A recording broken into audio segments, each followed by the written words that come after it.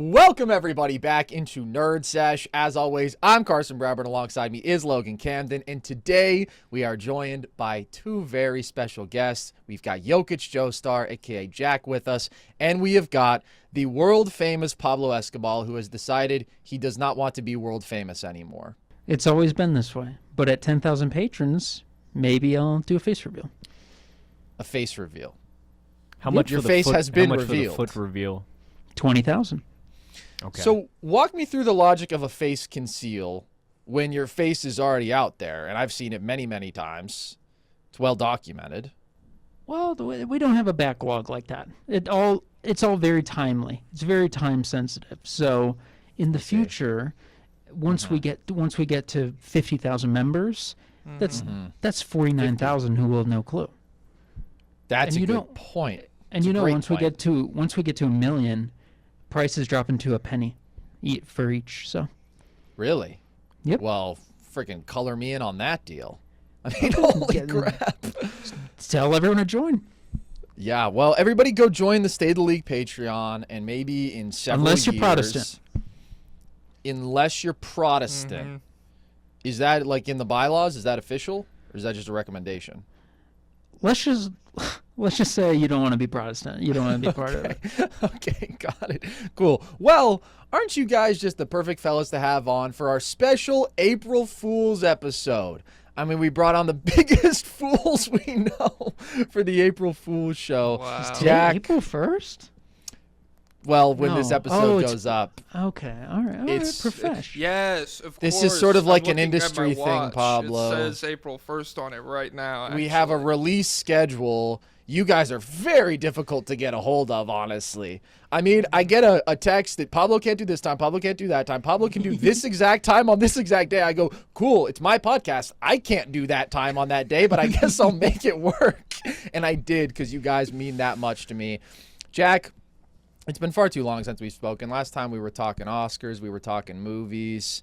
And what'd you think of the Oscars? I mean, was there anything that stood out? Any award that made you oh so happy? What stood out? The only one that surprised me was Oba casting. That was very. I was like, whoa! And when that happened, the writing was kind of on the wall for the rest of them. But I loved the casting. I thought everybody was perfectly cast. He got that scary guy in the container. You know, that guy's really in the CIA or whatever. I guess that guy was scary. But you just said he, and it was a woman who was the director of casting. So that tells me all that I need to know about you. Fuck. You absolute sexist, chauvinist, fucking regressive pig. Say it was April Fool's. Say it was April Fool's. Say it. It wasn't April Fool's. I need accountability, dickhead. Okay. Yeah. You're on this podcast to get canceled, my friend. That was pretty fun. Also, I watched In the Mood for Love. I know we discussed that. And I said, I turned it off. That crap was so boring. That crap was really good. I really enjoyed it when I gave it a full watch. Apparently, I was in a bad mood the first day that I tried to watch it. That's what my girlfriend told me. So, yeah, it happens, Pablo. It happens even to me. Not everybody is, a perfect anti-Protestant like you. But speaking of... it's because the Luca fans are coming after you. Yeah. Oh, I'm sure. I mean, it's only a matter of time until I've got 1,000 Slovenians at my doorstep. Well, if we can make them be anti-Wong Kar-wai, they'll seem stupid and uncultured. So all you have to do is start being like, In the Mood for Love is That's so a great good. point. Because whatever I say, they will reflexively say, no, that sucks. And then they're going to get owned in the marketplace of ideas. They're going to get absolutely Their obliterated. letterbox is going to be so embarrassing, dude. Oh, my God. Just humiliating. No clout. No culture. Speaking of your guys' anti-Protestant policies and Christianity and whatnot, Pablo, are you going to be cutting off the Chicago Bulls after what they did to Jaden Ivey, just a fine American and a future NBA superstar? No, he's a Protestant, so we made the correct decision. Yeah. If he were Catholic, it'd be different? Yeah, there wouldn't be this wouldn't happen. Yeah. Quite frankly. Sure. And Yeah, Billy makes a lot of Donovan's sense. Catholic. Billy, okay. That's a good thing? What does that mean? Why, I just wouldn't think you would be pro Billy Donovan. It's got nothing to do with Catholicism. Let me be clear. I'm not denouncing any religions here. That's what we bring on Pablo to do. I'm just trying to pick the brain of the genius. Are you anti-Billy Donovan? I have no emotions towards Billy Donovan at all. I don't know what he has ever been supposed to do with the rosters that he's been handed. That's fair, but at some point, don't you want to see if there's somebody who can like do something additive, like somebody who's actively good, somebody who you might have even a positive emotion about? I know that's a really high bar for a Bulls fan, but those guys are out there. They do exist. You could have As far as a coach, Christian like Joe Mazzulla as far as a coach. I don't think there's a coach on earth who's changing the fate of the Chicago Bulls for the last decade. There's fair. no coaching around it. That's just, Yeah. the best coaching you could do is Rob Dillingham, sit down, get on the bench. Sure. That's fair. It's just been a long time, man. It's a long run of mediocrity for Billy Donovan, but I guess that is what the Bulls are all about these days. All right, enough fooling around, guys. It may be our April Fool's show, but we're still all about serious business here, Jack. Stop it. I wish the printing press was never invented. Are you fooling everything could right be now? podcasts? Everything would No. be podcasts all the time and viral TikToks? Because that's what started all this Protestant nonsense. And Jaden Ivey never that's a great point. would have done this if not for the printing press. That's a Okay. really good point, man. I'm pro printing press. I think there's a different point along the timeline where this probably could have been avoided. No. No printing press, no Mein Kampf, but also Oh. no script for In the Mood for Love.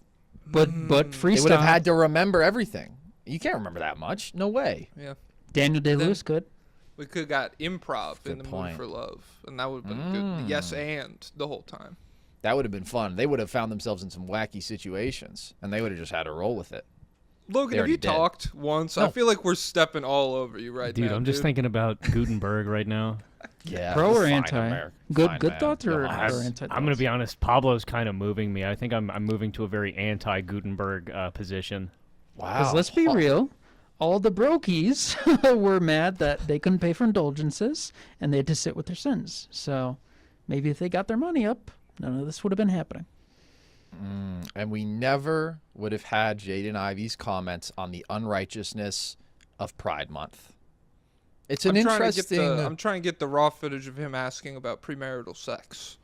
Oh, Did you yeah, guys see that's- that? yeah, No, I that's didn't even pretty see epic. that.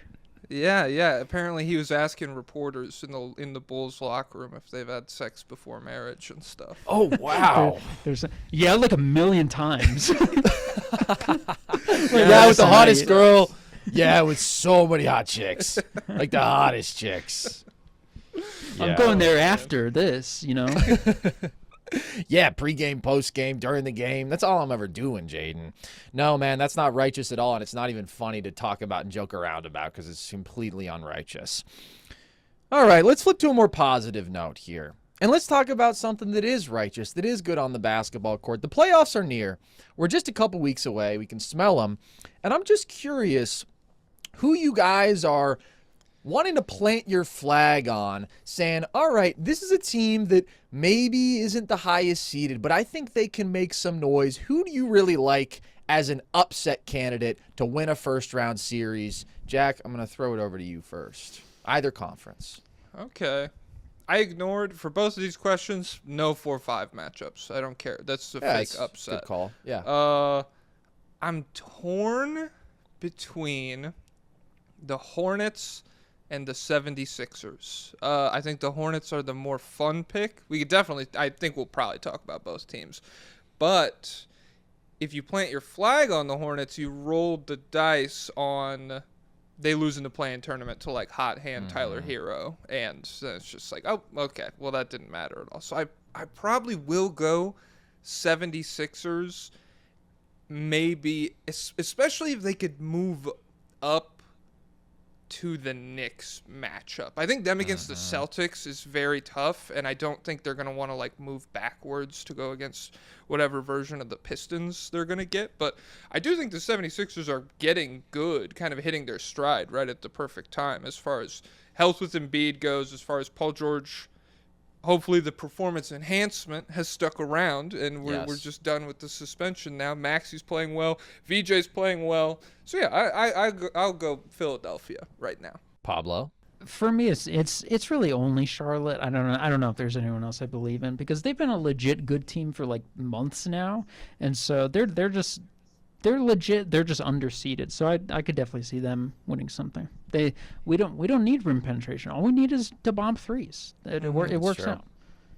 It's true. When you're making like 18 threes a game at a 40% clip, that's literally what they're doing since January 1st. Like the Hornets are one of the greatest shooting teams ever. And when their big three is on the floor, sneaky, literally one of the greatest offensive lineups ever. They have like a 134 offensive rating. I'm in on the Hornets. I love the Hornets.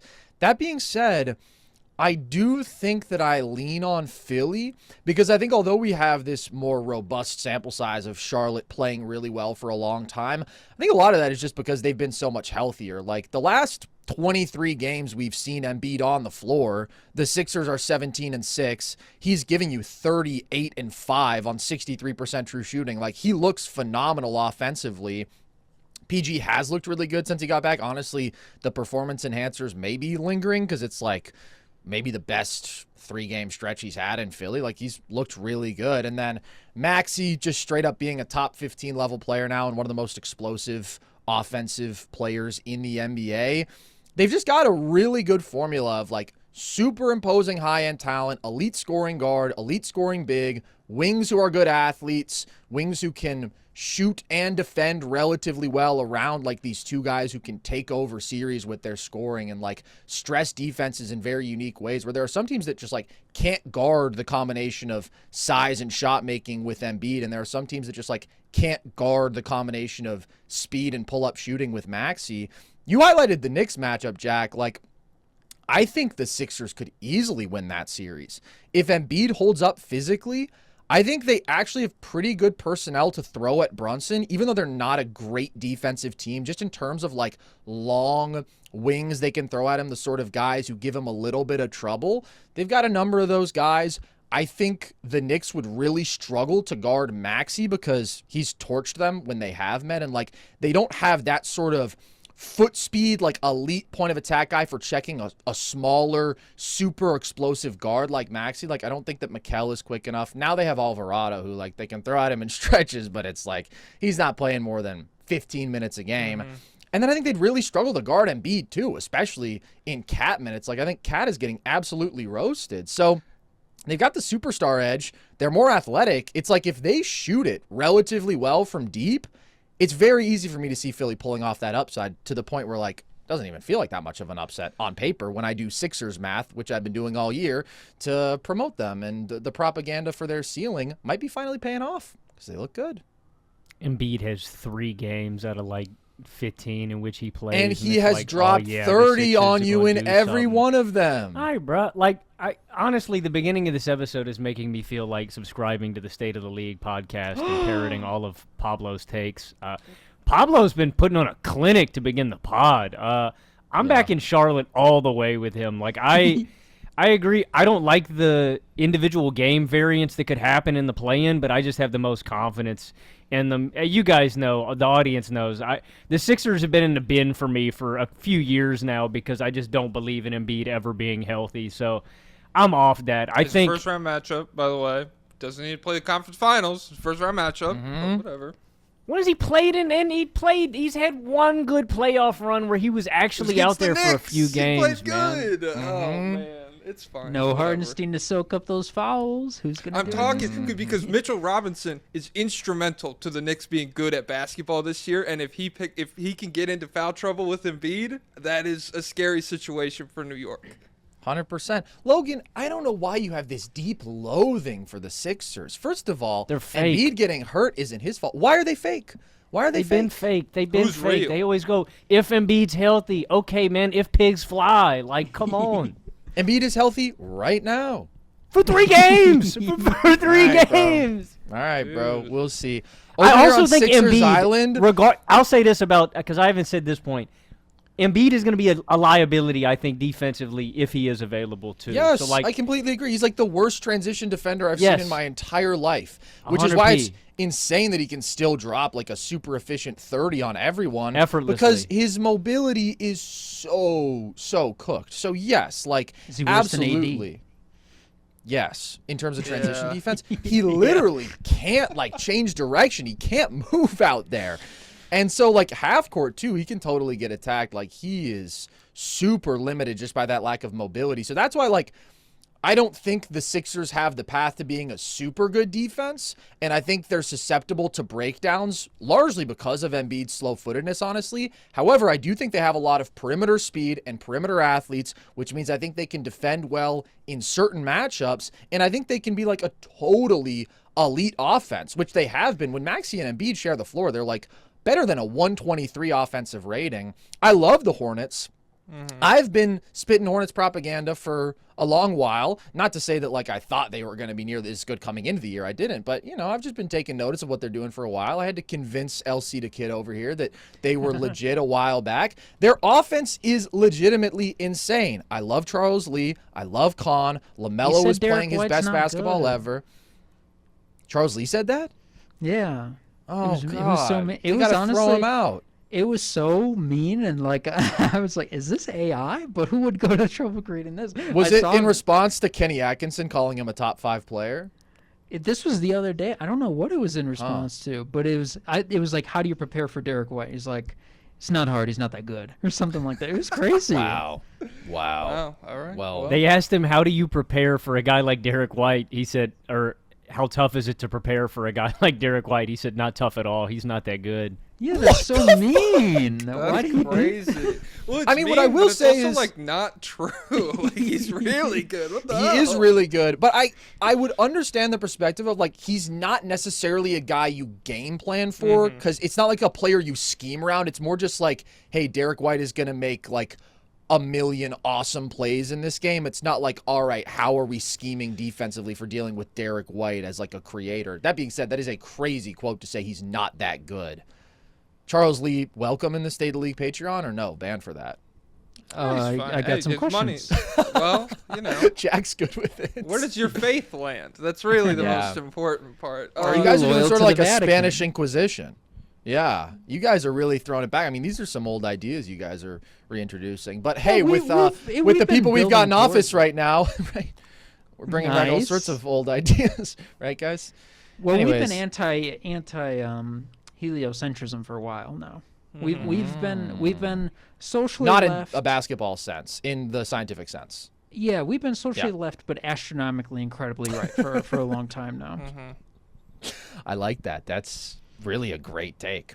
Anyways, the Hornets, I think, amazing offense. I think there is a reason that, like, since January 1st, again, when this team has their 3 best players healthy, they win, like, 2/3 of their games. Like, there's no question they're super legit. But I do think their defense, to me, still leaves a lot to be desired, even though statistically, like, it's been pretty good in this stretch when they've been winning a lot of games. And I do think Charles Lee is a good coach in spite of his Derek White comments. Like, I do see a higher two-way ceiling with the Sixers. And I do think the takeover ability of Maxey and Embiid and, like, the unguardable factor in certain matchups, it does move me a little bit more, even though I think what the Hornets do is so beautiful, and I love all the shooting they have. And, like, I don't think there's anything about this offense that, like, isn't really going to translate.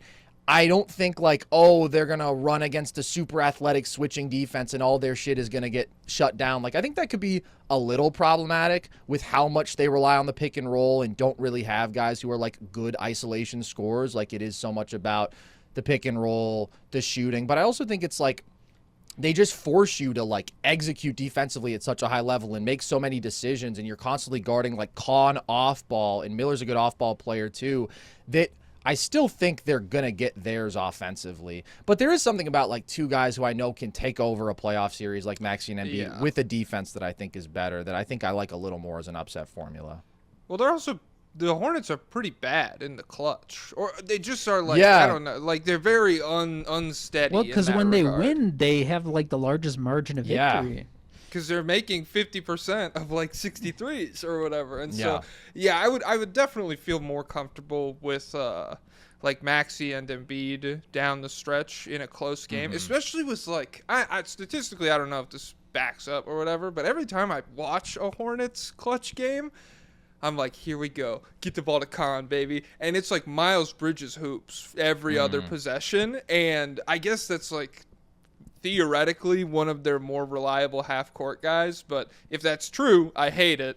And I like don't really believe that's true that much. So, yeah. With the Hornets, if they get this Pistons matchup, 1-8 Pistons matchup, I'm very intrigued. If they get 2-7 Boston, I'm less so. I'll say Nobody's that upsetting much. Boston. I think Yeah. Boston's amazing. I think Boston is like pretty clearly the best team in the East. I think if you're looking at an upset avenue, it's the Knicks, or I do think Detroit is vulnerable just because, like, if I think about the Philly angle in that one, you throw the kitchen sink at Cade. Philly's just so much more talented offensively, and it's like if you do have some of those athletic wing types who can match up relatively well with Cade, and he has a relatively inefficient scoring series, and like you dare the dudes around him to make shots too. Like obviously the shooting can be very rough, the spacing can be rough. I just think there's a number of ways to bog down that offense to where, as amazing as the defense is,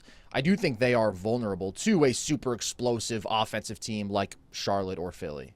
There's also no guarantee that Cade's going to come back and be 100%. You know, I mean, That is just true. because he's coming off of the collapsed lung, which I think makes them a little bit more vulnerable. Yeah, I think that's true as well. Pablo, are you buying any of this? Are you at all interested in Philly, or is it only the Hornets that intrigue you as an upset candidate? I am in step with Logan via his word of mouth. He didn't print something down on a piece of paper and give it Good to me point. for the information. That shows Yeah. we don't need that. But yeah, I'm just not counting on them even staying healthy for a full 7-game series. And I'm anti small guards. I'm pro VJ Edgecombe but I still don't know how good defensively he is right this moment. But and I know Maxey like play makes defensively and he's not that bad, but still.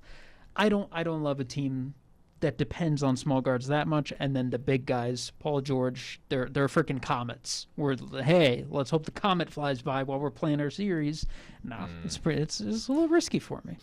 I know how you feel about small guards. We talk about it a lot, but what about 6'3" guards with 6'8" wingspans who are also super athletic? Like, it changes the math a little bit. Well, like, I think who? Maxey's Tell fine me defensively. specifically. Like, that's literally Maxey? Tyrese Maxey, yeah. Maxey's interesting because I am still a doubter on his defense, even though it has improved, and he has produced in the playoffs. So he's bucking my trend right now, but I'm betting on the math. Don't ask. I don't have a formula, but I'm betting on the math, of course. The math of 6'3", too small. What about when he goes up against much smaller, much less athletic, much worse defensively small guard Jalen Brunson? Hey, they'll cook him, but that's when they get to the Western Conference, that's not fucking happening. I'll tell you that one. Well, yeah, nobody's picking Philly to win the they're title going on here. a run, baby. They're going on. Jack is picking them to win the title. Caruso can't fuck with this guy. Nah, yeah, I don't know. Maxey, to me, he's always seemed like right on the cusp of similar to Donovan Mitchell, a little less like bulky than Mitchell, but like the huge arms always I'm like, dude, we can do something. Get in the passing lanes. Just be like survivable on that end of the floor. And I do differentiate him a lot from like the Brunson tier of defender. sure. But yeah, I don't know. Philly, the health concerns are always going to be there. And then I do think if VJ had some yips or whatever in a first round matchup, that would be like a very big blow to what the ceiling of what the team is able to be. Yeah. But there's just a lot of speed and shooting plus Embiid just Shooting speed. obliterating people. It's pretty good. Well, I don't know that I can allege that here on the show right now, but you're the one who said it. So we'll just leave it at that. Charlotte, I also do really, really love. But yeah, I mean, I do think the clutch point is a good one. Just like you get down to it in a playoff game, and it does often feel like the final minutes are more decided by like who does have that ability to impose themselves on ball compared to like who runs really good stuff and has like a lot of really good off-ball shooting like Charlotte. And so I still think Charlotte's offense is super explosive, but I do trust the formula a little bit more with Philly. Logan, is there anyone you want to shout out here? I will, just to back up some of the things we're talking about with the clutch offense, it is kind of fascinating. The Hornets are second to last in field goal percentage in crunch time, and then they are third to last in three-point percentage in clutch What are they time. in just offensive rating? Because they put up so many threes that I think raw field goal percentage does them a little dirty. Let's see. They are 101.8. You guys want to hear the 4 teams behind them? New Orleans, Brooklyn, Memphis, and Indiana. That's a who's bad. who. Damn. It's real bad. Well, maybe it'll fix itself, because I've seen Maybe. LaMelo be good in the clutch, but no, probably not. Shout out the Brooklyn Nets for having a negative 30.3 net rating in the clutch this season. Yeah, That's elite tanking. I will give a shout out to a team that I've been backing and I refuse to jump off their bandwagon. There's nothing that could ever get me to jump off of the Miami Heat bandwagon. Nothing on planet Earth. I do not care. Oh, the Sixers are fake. Oh, the Heat Bro. are real. Dude, this is exactly what I said to him last episode. What the hell's going on right now? This is exactly what I said to him last episode, and you have no idea how hard I was rooting for the Sixers yesterday just so I could throw it back in his face. And then You want it to was throw it actually a back in my Sixers face, clutch bro? disaster. Yo, dude. Whoa. But no, go ahead, Logan. Make your case for the Miami Bro, Heat. all the my scary thing is we Miami want to Heat. talk about injury this, injury that for the Sixers. Nobody wanted to talk about the fact that Norman Powell and Andrew Wiggins have been out. Like, that doesn't matter, and I get it. Powell's had a really bad stretch recently, too. I just think the Heat have more dependable two-way guys that I like. They're more likely to be healthy than Philadelphia, and I just feel like I can depend on their defense night to night. I agree with you. Like, Philadelphia's had some really good wins without any of their star guys this year, too. They've won games without Embiid, without PG, without a bunch of starters, with, like, Justin Edwards and co. carrying them through. So, like, I'm not acting like Philly's a scrub. I just think the likelihood of them actually having Embiid for more games in a series where he's available than not healthy is very unlikely. Where with Miami, they always get better in the playoffs. I get that they got smoked a couple years. No, they don't. They don't. do. They They have do. gotten Did. waxed in the last 2 rounds because you know who they don't have anymore? Prime Jimmy Butler. Now Jimmy they have the Tyler GOAT. Hero, who is going to get targeted defensively every possession. And if you have a super athletic switching team, oh, what can I do? I need a screen. Bam. Guess what, buddy? Midi clank. I know he scored 83. Or but midi 83. clank. Or Ooh. 83. The playoffs say 17 on 52% true shooting. Like, dude, also, Well, you're this is accusing how- us of a double standard. The injuries you bring up, Andrew Wiggins this year has missed 14 games. Norman Powell has missed 20 games. Embiid has missed 40. PG has missed 40. Well, yeah, I'm just saying recently, like, that's why Miami's – and the Sixers have a better record. It's a component of why Miami's been struggling. Philly always shits their pants in the playoffs. 7 Excuse. games of Norm Powell or 4 games of Embiid. Which would you rather have? Give me Norm. Norm's dropping 20 on 62% true shooting. Easy money. Beast No, he's mode. That's not. an all-star, baby. That's Adam Silver's league for you. That's an all-star. Whatever, man. Yeah, it could happen. And would you? I guess like. But how? What did they do that scares a top seed? Or yeah. Well, a couple years ago, we when they played the Celtics, we were like, end this series already. These idiots are going to get swept. Like, what could they possibly do to win a game? Have a historic shooting night? Go ahead. And then they like broke some record. And then Yeah, they hit so like they- 43s. And so. The 2023 Heat shooting was absolutely out of this world. But I just don't see what scares a top seed. Like I can see with Charlotte's offense, like I can see with, again, Philly's superstar punch, and we have good athletes, and we can be good enough You're defensively. telling me you're not afraid of Bam Adebayo going for 83 in the playoffs? I'm telling you that. Get I'm real, actually man. willing to tell you that. Spoken word. I'm not going to put it down on paper. Please because don't. Pablo would come for me if I did. But yes, I am willing I've to tell been you that I think. transcribing this whole podcast. By the Oh, way. It's all shit. written down. Oh shit! Well, somebody you right now is can- you listening can to write this it with AI once. dubs. You can write it once and you can copy it Right, by just hand. don't replicate. Yeah. Do not yeah, mass. I got it. Do not mass I got it. produce. Don't mass. Pelly Yeah, I- Larson, Yeah, he's in play.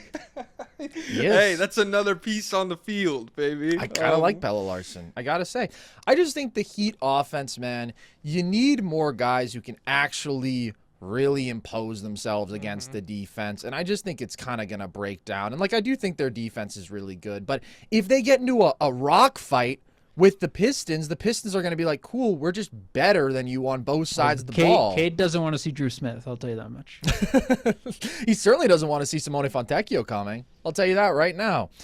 All right, so nobody else is heat maxing. Logan's on an island with that one. Logan, if you are right, if the Heat do push a top seed 7 in the first round, I will freaking pray at your feet, man. I'll do that for you. I don't see it happening, though. That happened to George Lopez. He said, God, if you save the dog, then I'll go crawl on my knees up the rock hill or whatever. And then he had to And do Shark it. Boy and Lava Girl? No, in the No. freaking George Lopez show on Nick at Night, dude. Oh, yeah, my mommy wouldn't let me watch that. Wow, racist. Okay. She said that guy. She said that guy.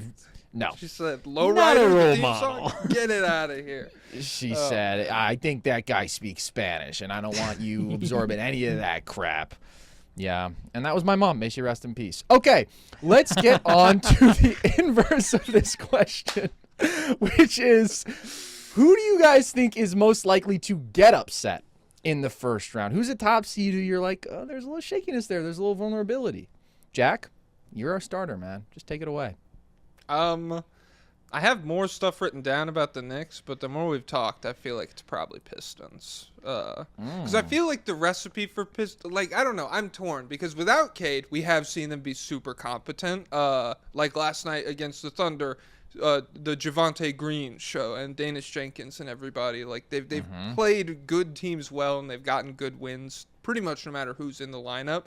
But I feel like part of the regular season is that being that good defensively can kind of carry you to success. That maybe isn't the most canon thing in the world. And so either Cade doesn't come back at all, or he is not the same player he was when he does return, and they get into a matchup with someone who can consistently score on them down Miami the stretch in a close game. Fucking Norm Powell, baby. That sounds like who I'm talking about. Yeah, I don't know. The Pistons, if you get real Cade back, this, like, you know, a lot of these concerns go out the window for me. There's some stuff like later on in the playoffs when you get better opponents that I'm worried about, but yeah, first round, if it's real Cade, I'm not that scared. But if it's like, do what you can, and he's still like working his way back conditioning wise and stuff, that could be kind of tough. Yeah. I also do think, like, it's fair to just straight up worry about the offense. Like, they are, I think, 18th or 19th in half-court offensive rating this year, and the shooting around him is like a real big question. And shout out Kevin Herter. I don't think that was the move that's going to solve that. And They won you that do trade, worry. Mm-hmm. Well, they did win that trade Yeah, by default, yeah. so shout out for that. But, like, it could get ugly for the Asars and the Ron Hollands of the world in a playoff setting, and just, like, the questionable ball handling around Cade. There's so much on his plate, and then I do think, like, he has enough inefficiencies as an offensive player where it's pretty easy for me to see that offense legitimately struggling. But then, like you said about how good they've been in the non-Cade minutes, it feels like, oh my God, there is such a massive burden on Cade's plate. What the hell are they even going to do offensively without him? They're a +6 net team in the non-Cade minutes. That's over a Paul big Reed, sample this baby. year. Little Paul Reed in your life doesn't hurt, but, like, the defense is just so insane. But I am very half-court offense pilled when it comes to playoffs. I think it's probably the most important indicator in terms of your ability to make a deep run. And the Pistons check a lot of other boxes, creating margin with dominance on the offensive boards and obviously this elite defense. But I do think, like, as we talked about, there are teams that throw a big enough offensive punch where I can see a world where Maxey and Embiid are the two best players in a series. Cade's teammates let him down, and it's just like, bye-bye Detroit. Because the talent, as good as they've been this year, offensively still does concern me. Pablo? Well, it's also, Logan, go ahead. I was just going to say, I mean, I think that with Detroit, too, a cold shooting night really could get them. And I'm glad Jack brought them up because, honestly, I wasn't even really considering Detroit. I do have a team that I routinely bag on that I'll bag on later. But I do look – now that Jack was talking about it, I do look at Detroit as a little more vulnerable where, you know, they dominate the point in the paint margin, and that's really where they bake it in, right, on the glass, making sure you can't score on the paint, and they get a ton of buckets down there. But what this has resulted in is that Detroit just ends up playing a lot of close games regardless. You know, we were talking about the Hornets. They spray 15 to 23s, you're going to get both raced and lose by 20-plus points. Detroit, no matter what, their formula is always going to kind of leave them susceptible to losing tight games where, the offense could be consistent for 3 quarters, but if it breaks down at the end, even with a good Cade game, I don't know. You guys are kind of talking me into it. I think Detroit should be top 3 in this category or towards the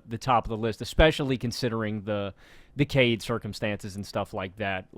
And what I'm saying is I think they could drag teams down into the mud, but they could still lose a lot of really close games that end up, getting them bounced in the first round. Is anybody moved by Dennis Jenkins' playoff minutes? Because I do think he's been he impressive rocks, in the non-Cade stretch. I've been banging the You drum have. for Dennis Jenkins. You have. I mean, obviously, if we're talking about a second ball handling guard, he's pretty low down on the list of playoff options there. But I do think he's good enough at that to justify getting some big minutes in certain matchups because, again, I just think they need somebody who can create off the bounce other than Cade. I think they need somebody who's a decently reliable jump shooter. And I think he's a decent answer to that. Pablo? Who are you freaking out about, man? I think the Denver Nuggets are in huge trouble against You're the Minnesota a piece of shit. Timberwolves. It's not a real upset. It's not a real upset, guys. Everybody sees it coming from a mile away. Hear him out. Let him speak. We don't deplatform people on this podcast like you do with your woke nonsense. Pablo? Well, they're super duper injured, and even if they were healthy, the Timberwolves, they freaking own Jokic and they own Jamal Murray, and so it's just written into their DNA to lose to the Minnesota Timberwolves. But outside of that, I'm in on the Pistons as a little shaky, and I'm in on the Knicks being shaky because I know all the mumbo jumbo calculators say their defense has been good for a while now. Mm-hmm. When you get to the playoffs, you got the head of the snake, Jalen Brunson, the butt of the snake, Karl Anthony Towns, the middle of the snake, McCall, not the right matchup, Bridges. I'm a little skeptical. I completely agree. And also, the offense is awesome, but the offense doesn't come as easy for them as certain other elite offenses. I do think Brunson is always going to get his volume, but there is kind of an efficiency ceiling with just the shots that he lives off of. Cat, I don't really trust offensively. I think against playoff physicality, playoff pressure, you can get him in the mode where he's committing a ton of offensive fouls because he's just kind of overwhelmed in that environment. And then I do think that their depth is better than last year. So I think the Knicks are better than last year, but I still agree. I think you just can't have 2 red flags of that size defensively as your best players and be that's not going to be a problem in 3 or 4 straight playoff series. I think the extent to which those guys become a problem goes up in the playoffs. We saw this last year. The Knicks were an above average regular season defense last year statistically. And then watch them play the Indiana Pacers, an actual really good offense, and it's oh yeah, they can get a great shot every time down. So I still worry about them. I think that they're also a very good shout here. And that's why I think seeding is going to be really interesting because I'm all in on the Celtics and Cavs. Those are the 2 teams that I've been shouting from the rooftops about. I feel really good about that. More so the Celtics than the Cavs, but I am still a Cavs believer. I think the combination of perimeter creation, play finishing bigs, shooting, rim protection talent. I like the guard depth that they've acquired with Keon Intruder. I think the Cavs are a very talented 2-way team, and I think the Celtics and them stand above the rest of the East in terms of just not having a weakness, not having a red flag that really stands out to me as much. Whereas with the Knicks and Pistons, That's a little playoff because he's bad in the playoffs. Oh, yeah. Was he good with the Nets? How much playoff Nets did we get? Well, out of He him? was hurt. He's hammy, and so But he he was shot good in the before he games got he 1 of did 10. Well, he came back for Game 7 and could barely move, and I think he shot 1 of 10 in that game or something. So that kind of fucked up his stats for that run. I was gonna say maybe he's different in the East. I forgot about the Sixers years. Yeah, he was. Well, up the and Sixers. Here's what he's gonna do. I mean, I literally went through and looked at the difference in his numbers between games 1 through 4 and games 5 through 7 since Brooklyn, since this phase of his career started, or maybe it was since the first year in Philly. but there is like a 10-point per game drop off and like an 8 to 10% true shooting drop off. I don't have the numbers in front of me, but it's insane. He comes out cooking and then he falls apart later in the series. However, the Cavs are going to take care of business early on, and also he is going to be drawing opposing teams' second best perimeter sort of guard type defender, which I do think matters. Could Bridges There's a little bit handle him, less on his do you plate. think? No, Not the right no matchup. way. He's Not the way right too matchup. thick. He's too thick. He's too shifty. So, sorry, Mikal. I'm a little bit of a Harden optimist, but I'm an optimistic realist about Harden this year. I mean, like, we know what it is. If he's going up against a super athletic perimeter defense, like, he's going to wear down over the course of a series probably. They're going to get a beat on him. But who's that team in the first round? The Raptors. I don't see him. Raptors, but that half-court him in the offense shed. leaves me with so many questions. They're bad. The Raptors Put him are in the so freaking shed. See what the Cavs can do. Yeah. I don't He doesn't know. want to see Drew Smith, I'll tell you that. Nobody He wants to does see Drew not. Smith. I would say Celtics. I don't consider the Cavs a separate tier of team from the Knicks, even though I do kind of agree with, I guess, like the no weakness point. But yeah, I don't know. The only thing I have about the Knicks is that they're 33 games they have played since they got blown out by the Mavericks at home, and everyone was freaking out about them, and they've been really good since then. In those 33 games, they're 23-10, and 12 of their 23 wins have come against teams that are trying to lose. So more than half of their wins, including a big 7-game win streak they just went on, where it was like Pacers, Nets, Wizards, Warriors, Right. Pacers again, and stuff like that. And so I didn't tap into what they're holding those offenses to, but I do wonder how that skews the overall defense. They also had stuff. great opponent three-point shooting luck. Like, their teammates were shooting worst on wide-open threes for at least a 15-game stretch that I checked, when it was like, the Knicks are number one in defensive rating. It's like, well, they're playing terrible offenses who are also missing all of their open threes. Yeah. And then Brunson, his clutch stuff is still very reliable. It's what you expect it to be. But in this big game stretch, he's only, I want to say, like 24 points per game on 56% true shooting. And he has earned the wiggle room from me to be like, he'll flip the switch in the playoffs or whatever. I believe that is coming, but it's still not super promising to see, because then, I don't know, if it's like a 1A, 1B situation with Cat, I'm super worried about the Knicks. Like, you need Brunson to be their best player very clearly. Oh, yeah. I mean, he's super imperative to their playoff formula. And Carson and I think I mentioned these numbers when we were doing our top 30 players. Since joining the Knicks, Brunson in the playoffs is like 30 points per game. He's led the Knicks out to an offensive rating of over 120. I think 123 if I'm remembering that number correctly. But I completely agree. I mean, because the Knicks have just built such a strange fitting lineup in terms of, offensively slanted guard, offensively slanted center, and then we've got two wings trying to make up for it. But if Brunson isn't delivering you 25 a night with decent efficiency, manufacturing and I think he's going to have to give you more volume than that for the Knicks to actually go on a run. I'm surprised that, and maybe you guys don't want to touch it because they've been on such a hot run.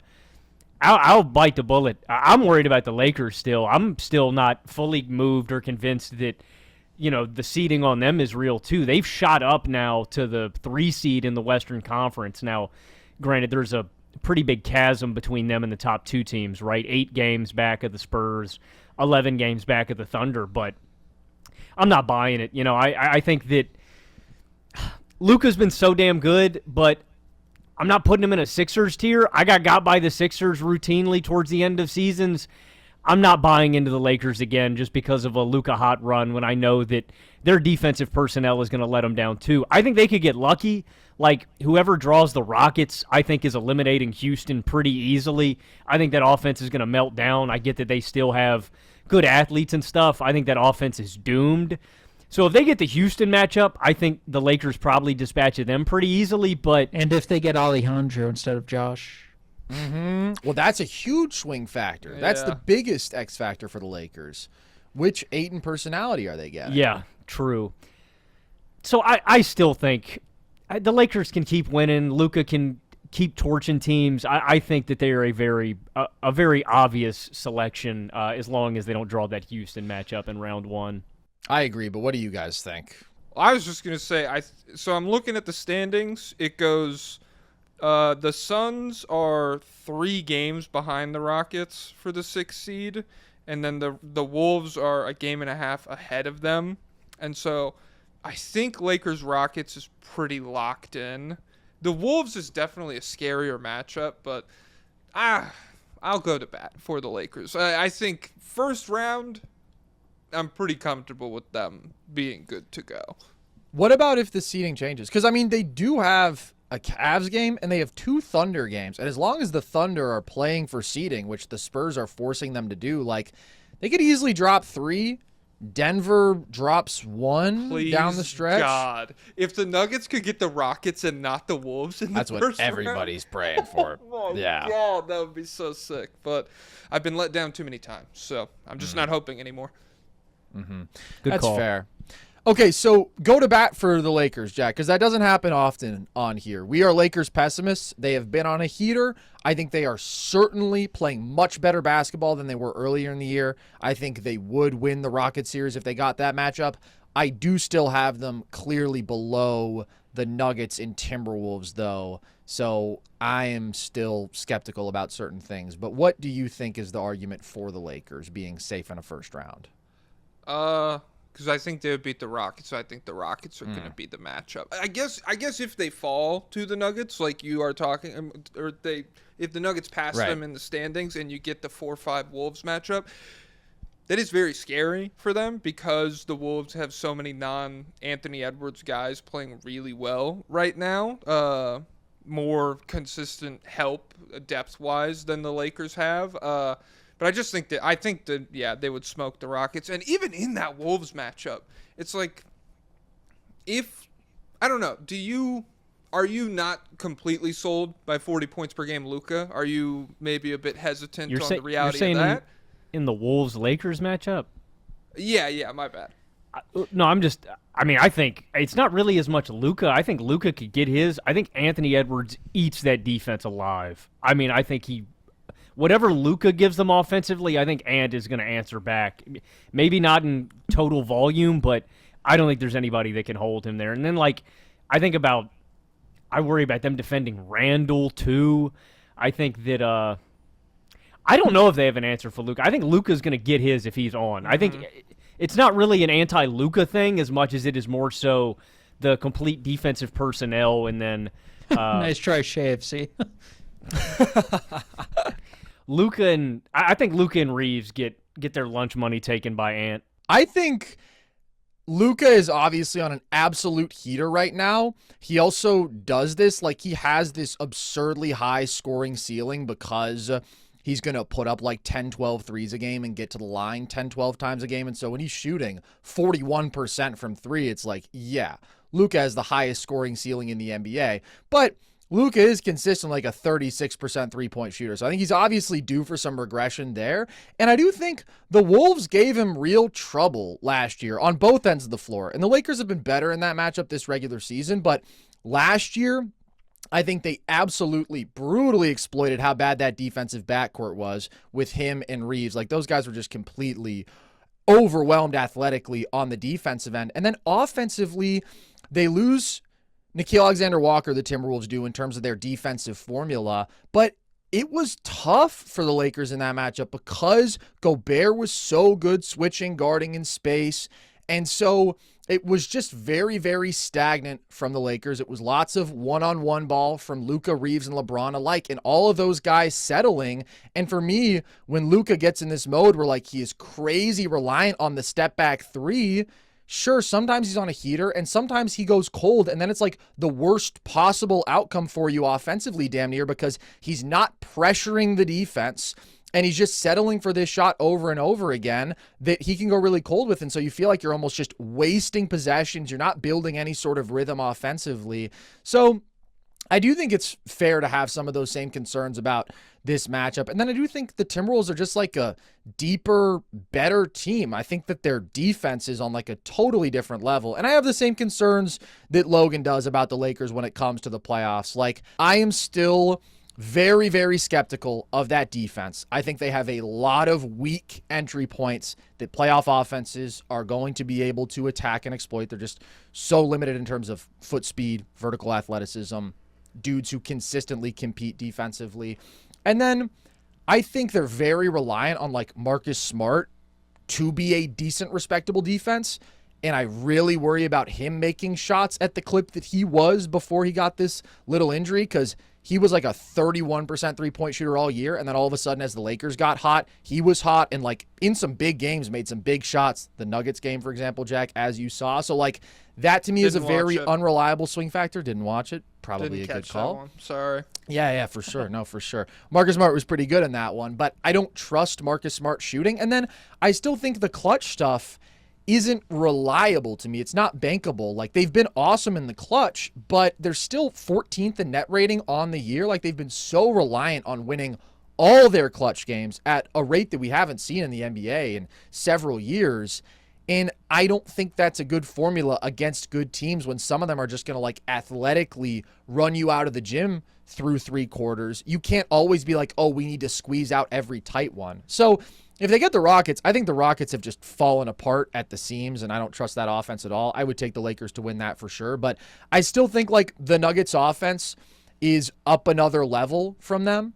And I think the Timberwolves are a much better two-way team. So if it came down to the Lakers in the Timberwolves matchup, I would pick Minnesota. Did I put you guys to sleep there? I think both Jack and Pablo yawned as I didn't was yawn. talking there. I was trying. I've been told before, one of the first times I ever came on here, somebody left a comment and said, guy with the long hair needs to learn how to shut the fuck up. And so I've been trying to leave some room for breathing to accommodate your fans. That's a crazy comment for coming on here.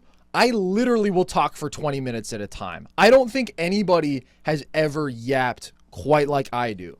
And I am who I am, you know. I'm just as God made me. But please, man, speak up for the love of God. We have you here to talk. Don't worry about that comment or, you know, whatever they were. Probably a Goku profile picture. Well, chill. Yeah, that was uncalled for. Flag on the play, Big Goku Carson. truther, Pablo? I mean, he's one of the OG greats. I don't have anything against him. Dude, Neither do I. Honestly, you would fuck with Goku. Me, You're like a Bill Russell guy, aren't you, Carson? Mm-hmm. I am. It's like the same thing, pretty much. Well, I'd have to study the sacred texts more. I'd have to familiarize myself more with Goku's game. I'm not really that familiar. But if in terms of relativity to era, his impact was top 5 we've ever seen, then yeah, I'd call him top 5. I don't hold it against me. You know, man, I'll throw on Stalag 17. I'll throw on 12 Angry Men. I'll throw on The Great Escape. In all things in life, I respect all eras, unless it was racist. I'm an anti-racist. How about medicine? Okay.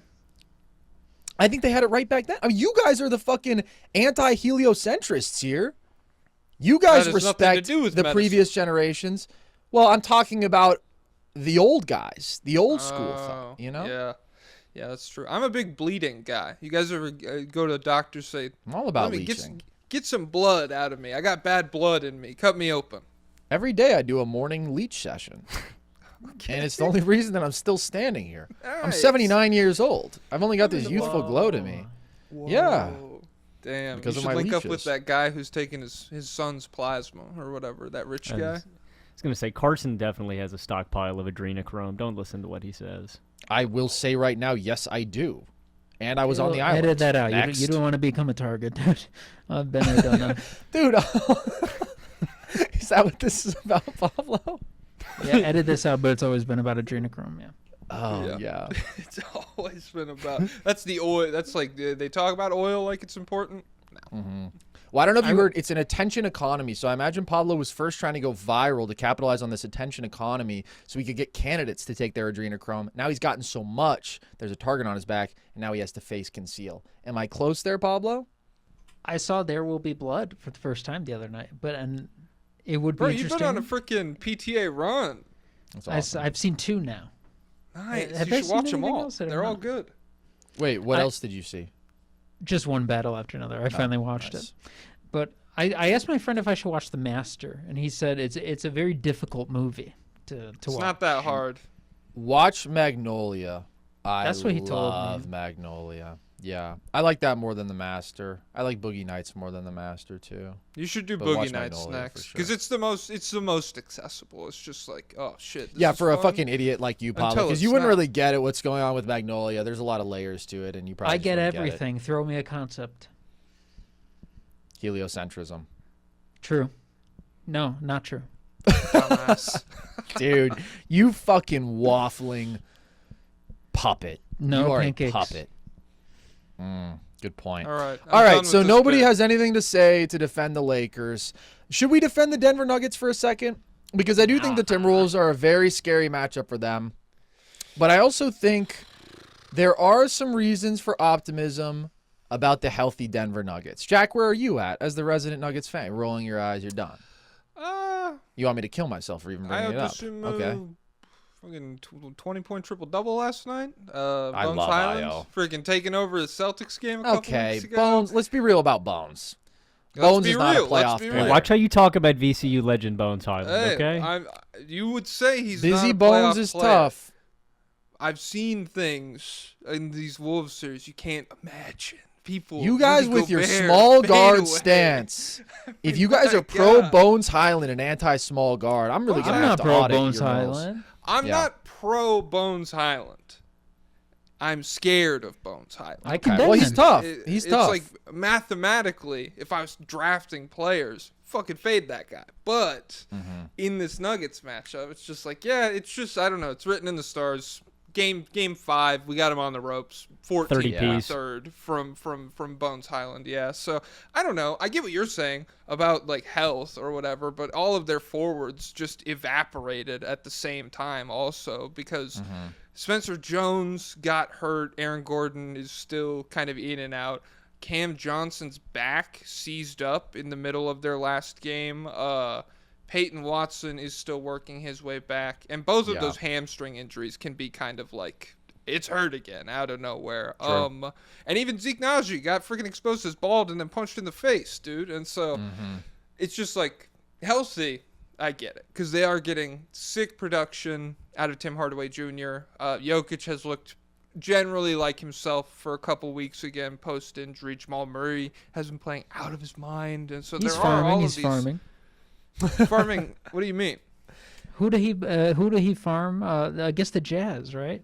He farmed 45 and then Bro, everybody's and farming the Jazz, right now. You know- The Jazz you know and the who put- Mavs. You guys, if you guys Dude, want, if it's you want it to freaking get rookie of really the year. scary, look at some of the teams that Luka's been dropping 40 something on. Ooh. Hey, Yeah, you can't say that. You're not allowed to say that, man. Well, I I mean, th- he's I could also say playing it. great, but I'm saying everybody's farming at this time of year because 11 of the teams completely Not the suck Rockets and are because trying to they're lose. ethical.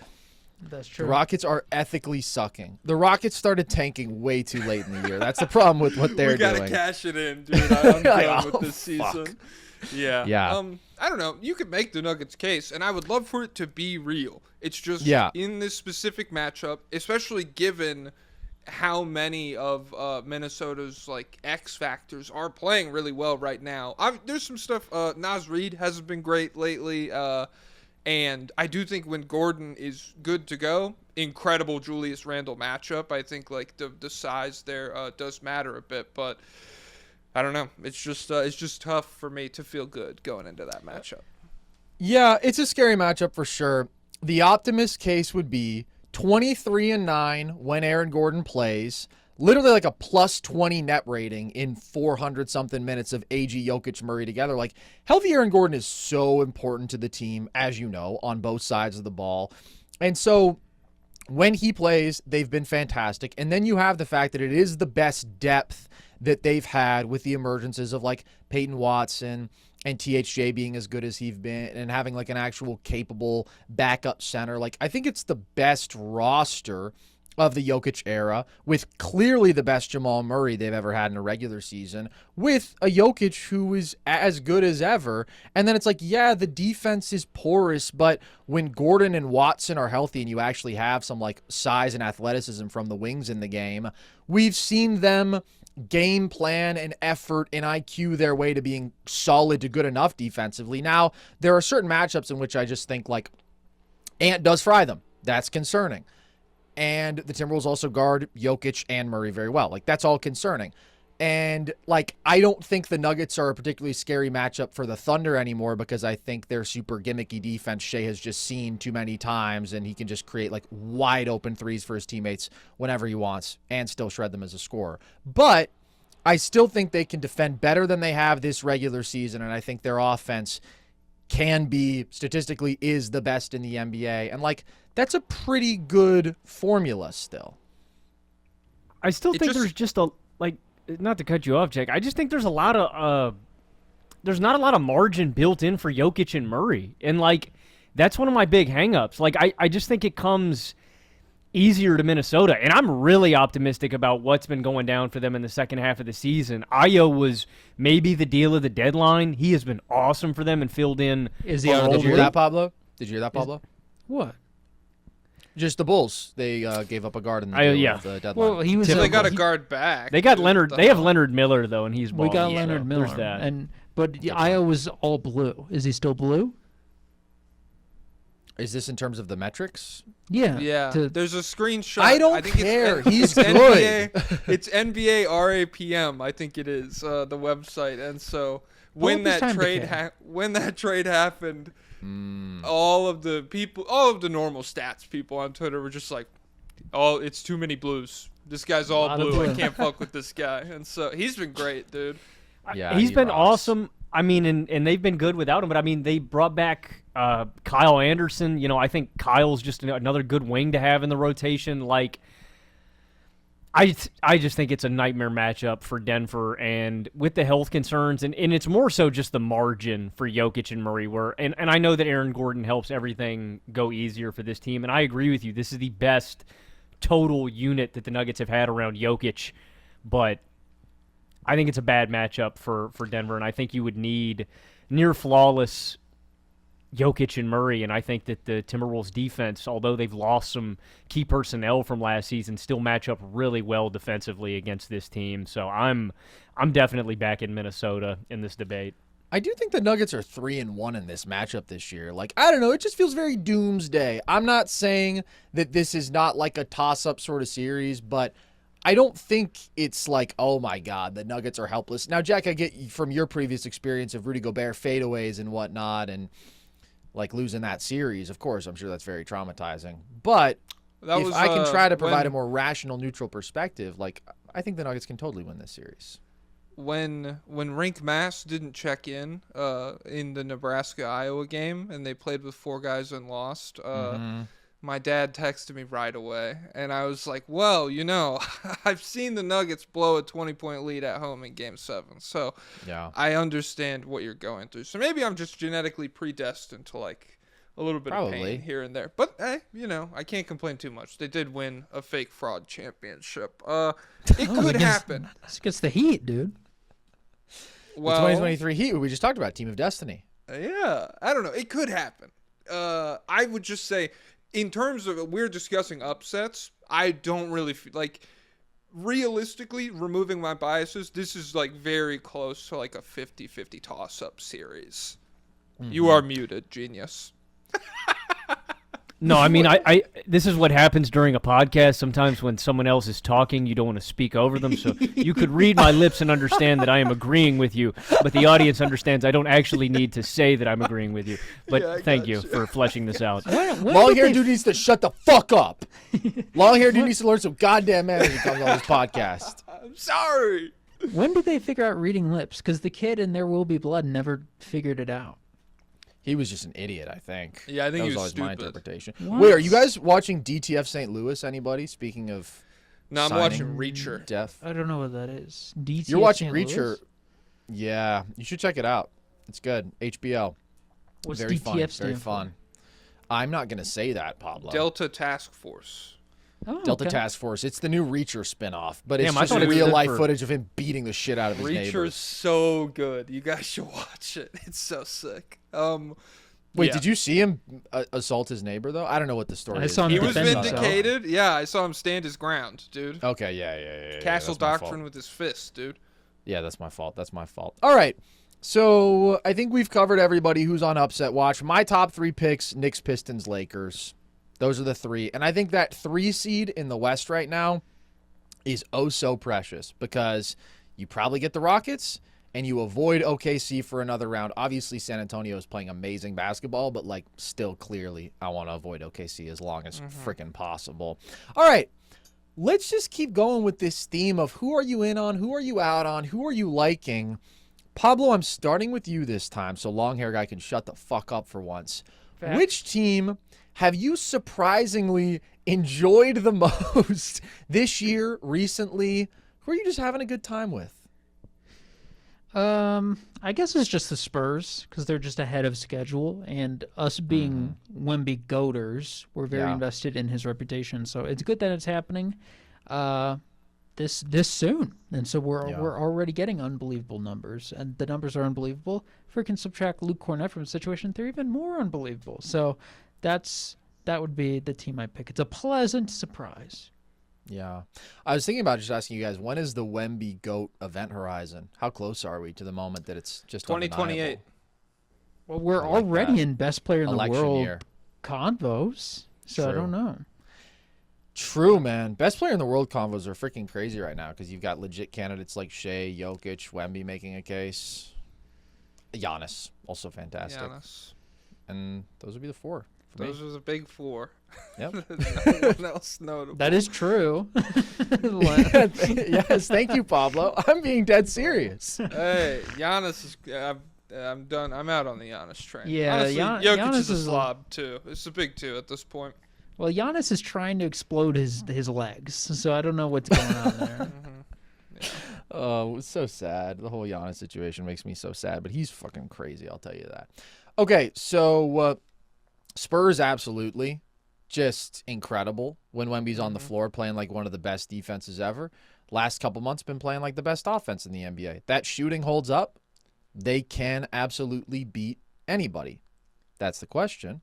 Will it hold up? And I don't know. I'm still a little concerned about that, but the Spurs are amazing. Yeah, me looking at Stephon Castle, Dylan Harper, like 45% I from know. 3. I'm like, I hey, know. anything's possible when that's Literally going went down. from like the 20s to the 40s, and we'll see if that holds up. Let me ask you guys this: as Wemby GOAT truthers, are you concerned at all about what his playoff offense is going to look like this year? Of course, in the Latent future value. he will become inevitable. Yeah, So yeah, even if the with- shots aren't going in, he'll have latent spacing value and then his latent roll value. And so Yeah. I know it might be hard for a guy like you, Carson. Yes. No offense. But Yeah. even if the shots aren't going in, there's obviously latent value that shows up beyond the stat sheet in the form of Right. colors, typically. In the form of green. right. and he'll be green. Yeah. He'll be Green. green. Don't Green you good, worry. blue bad. Yeah, Mhm. yeah. No, I love that, and I've really got nothing to say about it Because it's true.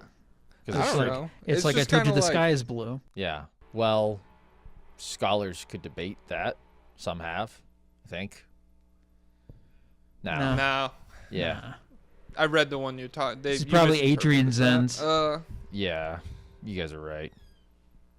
Sorry. I'm sorry. With his playoff offense, I would say the thing I'm happiest about is that the Spurs guards have thrown lobs. They've been spamming lobs lately, and that is good. That's good for everybody involved, and that's good for the way that the Spurs can be guarded. The other night against the Bulls, shout out to Yabusele, trying his hardest. I don't know. I think he might have been like, I guess Matas and Leonard Miller. Just not a ton of guys in Chicago taller than 6'4" right now, and so they were rolling out a lineup where you could just throw it to Wemby. And Well, he would get we're a less dunk at focused him. on So- height. We're more focused on age, and so we've had 9. Our strat was we have 9 guys between 20 and 25.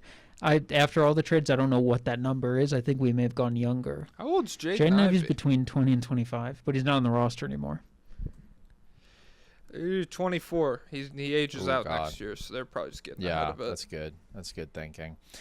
Yeah, I guess I have a couple questions about Wemby's playoff offense. Just, I think it could be a little bit of a challenge for him. We've seen teams give him a little bit of trouble with the swarm, playoff physicality could be a little bit of a different beast. Test Pablo, that can you explain? Can you explain decision-making. latent value to him? Explain again? latent value to me don't because think I he's heard don't it think he's and I getting it. think don't think he's I getting it. almost have a hang of it, but I feel like it's about to click. So, explicit value. You're Yeah. obviously aware of this. So, It's like on the- naughty, like nasty words and stuff. outside of this, Like an Eminem is song. latent value. You're aware of Brooke Lopez. Yeah. So he has a latent spacing effect on the Clippers. That's why they're so good with him. Right. Yeah. But what I is know I'm it? getting it. I just still told you. Because, yeah. Brooke Lopez. He's Brooke Lopez. Now you're Yeah. starting to get it. Yeah. No, I do agree. I mean, I actually do unironically agree with the point of just like his offensive gravity, the roll gravity, the spacing most value. corner threes Holy ever. shit, we got to close out. Yeah. No, I do agree with that. Nevertheless, I do think that also can only take you so far. And it's like if teams are throwing a bunch of doubles at him and he's turning the ball over and trying to shoot over top of him, then he's not Or enhancing what the if shot he's quality for his playmaking out to teammates his as much. teammates and generating such a high shot quality for his teammates that they just split a bunch of Also threes? possible. All Also he has to do possible. is And if hold that the ball happens, as high as he can. That's if such a that great happens, strat. then that's when the Wemby best in the world case becomes compelling. A very good Wemby offensive playoff run, and it becomes a real conversation. Dude, let's eliminate the shot clock, and then that's just the strat for every game. The Spurs go up 2, and they just hold the ball away from everyone. I want to finish every game 4. No, to other teams 7. would do That's what that I'm looking against for. the Spurs when they get up 2. Wemby wants to increase the sample size because he knows that he's better over a large time. Like, that's what teams would do to Mikan back in the day. Sometimes they would literally just hold the ball once they got up because they didn't want to let Mikan touch that It's rock. called winning the possession battle.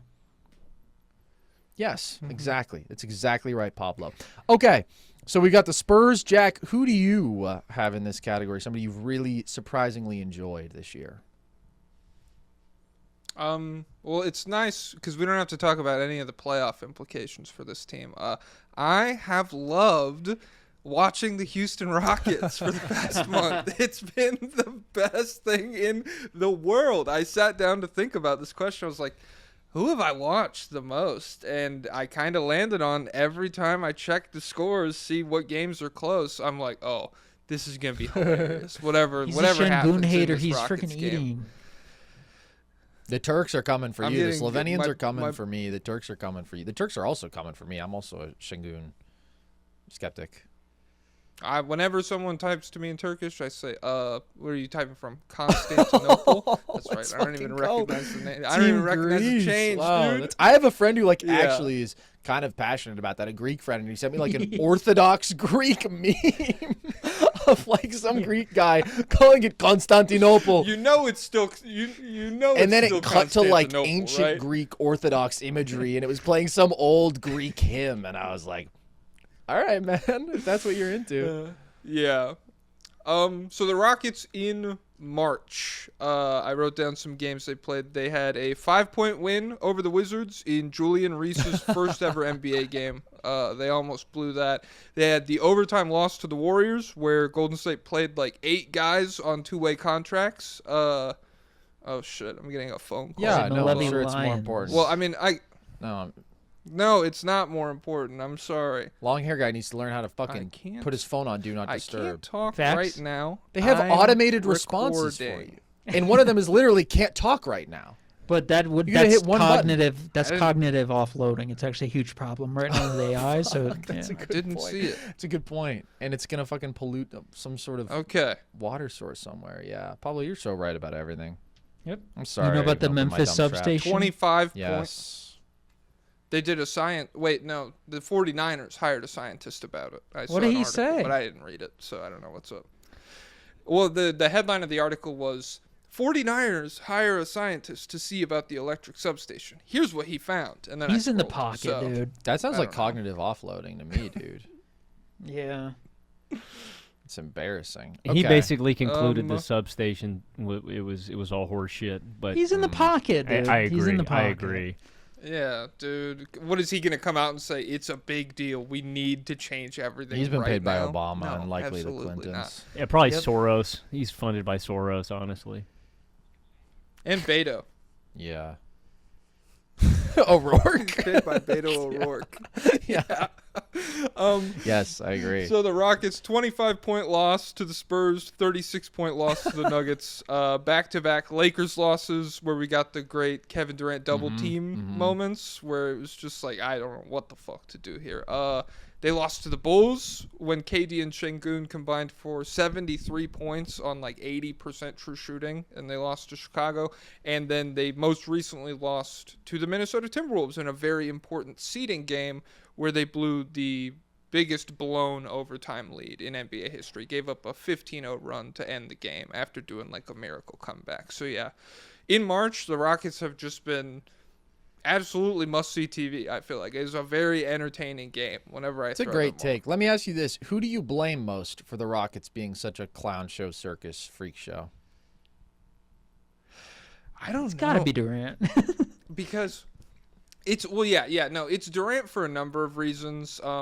Like, I don't want to blame him for like lack of like playmaking or whatever, because he's never been like that kind of a guy. But you could definitely, I think the texts probably played a role in the vibes being complete dog shit. I think that is like a factor to some degree.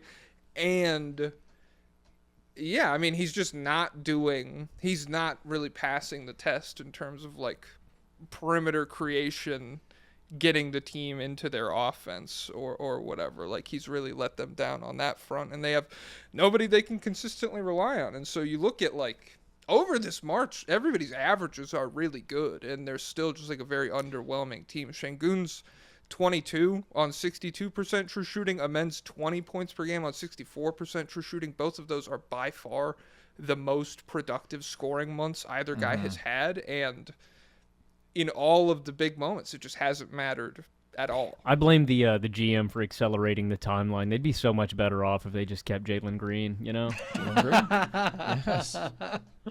Great take, Logan. I'm going to say so much of it to me is just injuries. Like, truly, it sucked for them to lose Van Vliet and Steven Adams, especially Van Vliet. But I think he was Adams so is important. the bigger one there. I think Adams is huge too. I think they Yeah. both are, but I think the loss of like a stabilizing ball handling guard who could actually make pull-up threes and not turn the ball over and like get the ball to people in their spots, just the complete lack of that on this team. But then I also think Adams, because the defense without Adams has been a disaster. They're still a really good offensive rebounding team. They're not the GOAT offensive rebounding team that they were. But if I'm pointing to a healthy player, I think I put it more on Şengün than anybody else. Like, I just think his defense has been so harmful. He's been playing better offensively, but also had like a brutal 2.5, 3 month stretch where the scoring was just so bad. And like in KD minutes without Şengün, they're like a plus 13 net team. So I understand the criticisms of KD. I think like the vibe stuff is very fair, but in terms of the basketball, I think he's mostly just been overtasked. Like, I didn't have illusions that KD was going to come in here and it's like, oh yeah, here he is, this primary ball handler, like high level playmaker. It's like, no, he's brought in to be a professional scorer, somebody who can like cut through in the half court, get his very efficiently, be a secondary, tertiary ball handler, whatever. And instead they had to turn into this complete like bizarro offense where they have no fucking ball handling guards and the spacing is so shitty and the defense isn't what it should have been because Şengün is so bad. I don't put any of that on KD. I think KD's been very solid defensively this year. So I lean on the side of not blaming KD very much for the basketball, just understanding his limitations at this age. In terms of the vibes, I think it's fair. And the vibes are bad, but the basketball is also so bad, and I can't really disentangle those things with this team because it's like, what do you have to feel good about when you're playing such bad basketball? Well, I mean, that's kind of the end of that Wolves game, is the greatest block of Şengün's career, and that was like, in that moment, it was good basketball. They went on that huge run to get it to overtime. He gets the great block, and nobody cared. That's true. And I think that's very representative. Like, that's weird. Like, Yeah. Even when we get to the heights of the ceiling, quote unquote, of this team, there's like an essential piece missing from them, like really being threatening. That's true. Pablo, do you want to elaborate at all on the Adams absence? Why you think that's more important than the Van Vliet injury? I'm just not a believer that like a stabilizing point guard magically fixes a lot of this offense's problems. Like Amen is not a factor outside of like 5 feet. Like no matter what you do, like Vliet passing in the ball in the right spots isn't really going to do that. I mean, it might make Kevin Durant's life easier, but Tari's shooting has fallen off, and they're not the most like inventive strategic team either with Ime, and so I'm just not a big believer in that latent point guard value. And the offense was fueled by historic offensive rebounding with Steven Adams. Like they kind of sucked at everything except offensive rebounding, and they were somehow one of the top offenses in the league for whenever he was healthy. So they were the number 1 offense, and then they became like the number 20 offense for a long stretch. Yeah, and when you're playing that kind of basketball, then it makes sense when you have it makes a men's faults more livable and everything, and Tari's faults more livable because he's also an incredible wing rebounder. So, but this team, that's super fair. I am Şengün. I think it's very up and down, and like in overtime, with the huge Mostly collapse. Down. It was very down, but in regulation it wasn't. And I also think Kevin Durant is very up and down. Like there's been a lot of like Şengün slander where part of it is Kevin Durant is also like just letting things through and or just not rotating, not helping. And I kind of feel like ever since the text, I feel like he does it on purpose. he's like he wants to make Şengün look bad. And Kevin Durant's it's just everything since it's like I feel like he pouts on the court where he's like, fine, I'll just pass it to Ahmet and Jabari, do something, dude. Come, I'm giving you the ball. I'm unselfish. I'm playing the right way. What am I supposed to do? So I'm just out on this team entirely. They're just rancid.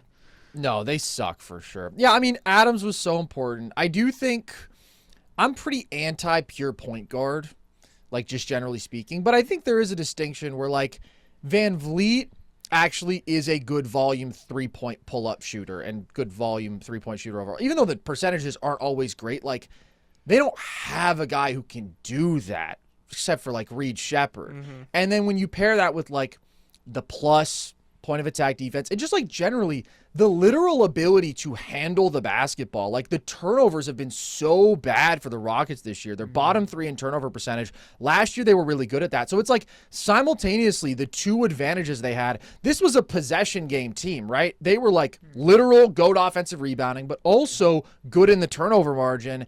And now they have significantly regressed in both those things because they lost 2 players who were like very important to respective parts of that formula. So it's tough. I think if we had seen the Rockets at full strength, they could have been a much more serious team, but everything that can go wrong for them pretty much has gone wrong in the last few months, and I don't think there's any person on the planet who should, like, be in on the Rockets. And I also think, like, a man who I love, like, generally, even though the numbers have been pretty good with him recently, like, he hasn't really progressed. The shooting getting somehow even a little bit worse with him from last year is remarkable. Like, if the goal was just marginal improvement, can he get to the place where he's passable? He has somehow gone in the wrong direction. So, like, I think there's a lot of blame to go around with Houston, and that's why it's been so bad. But Jack loves it.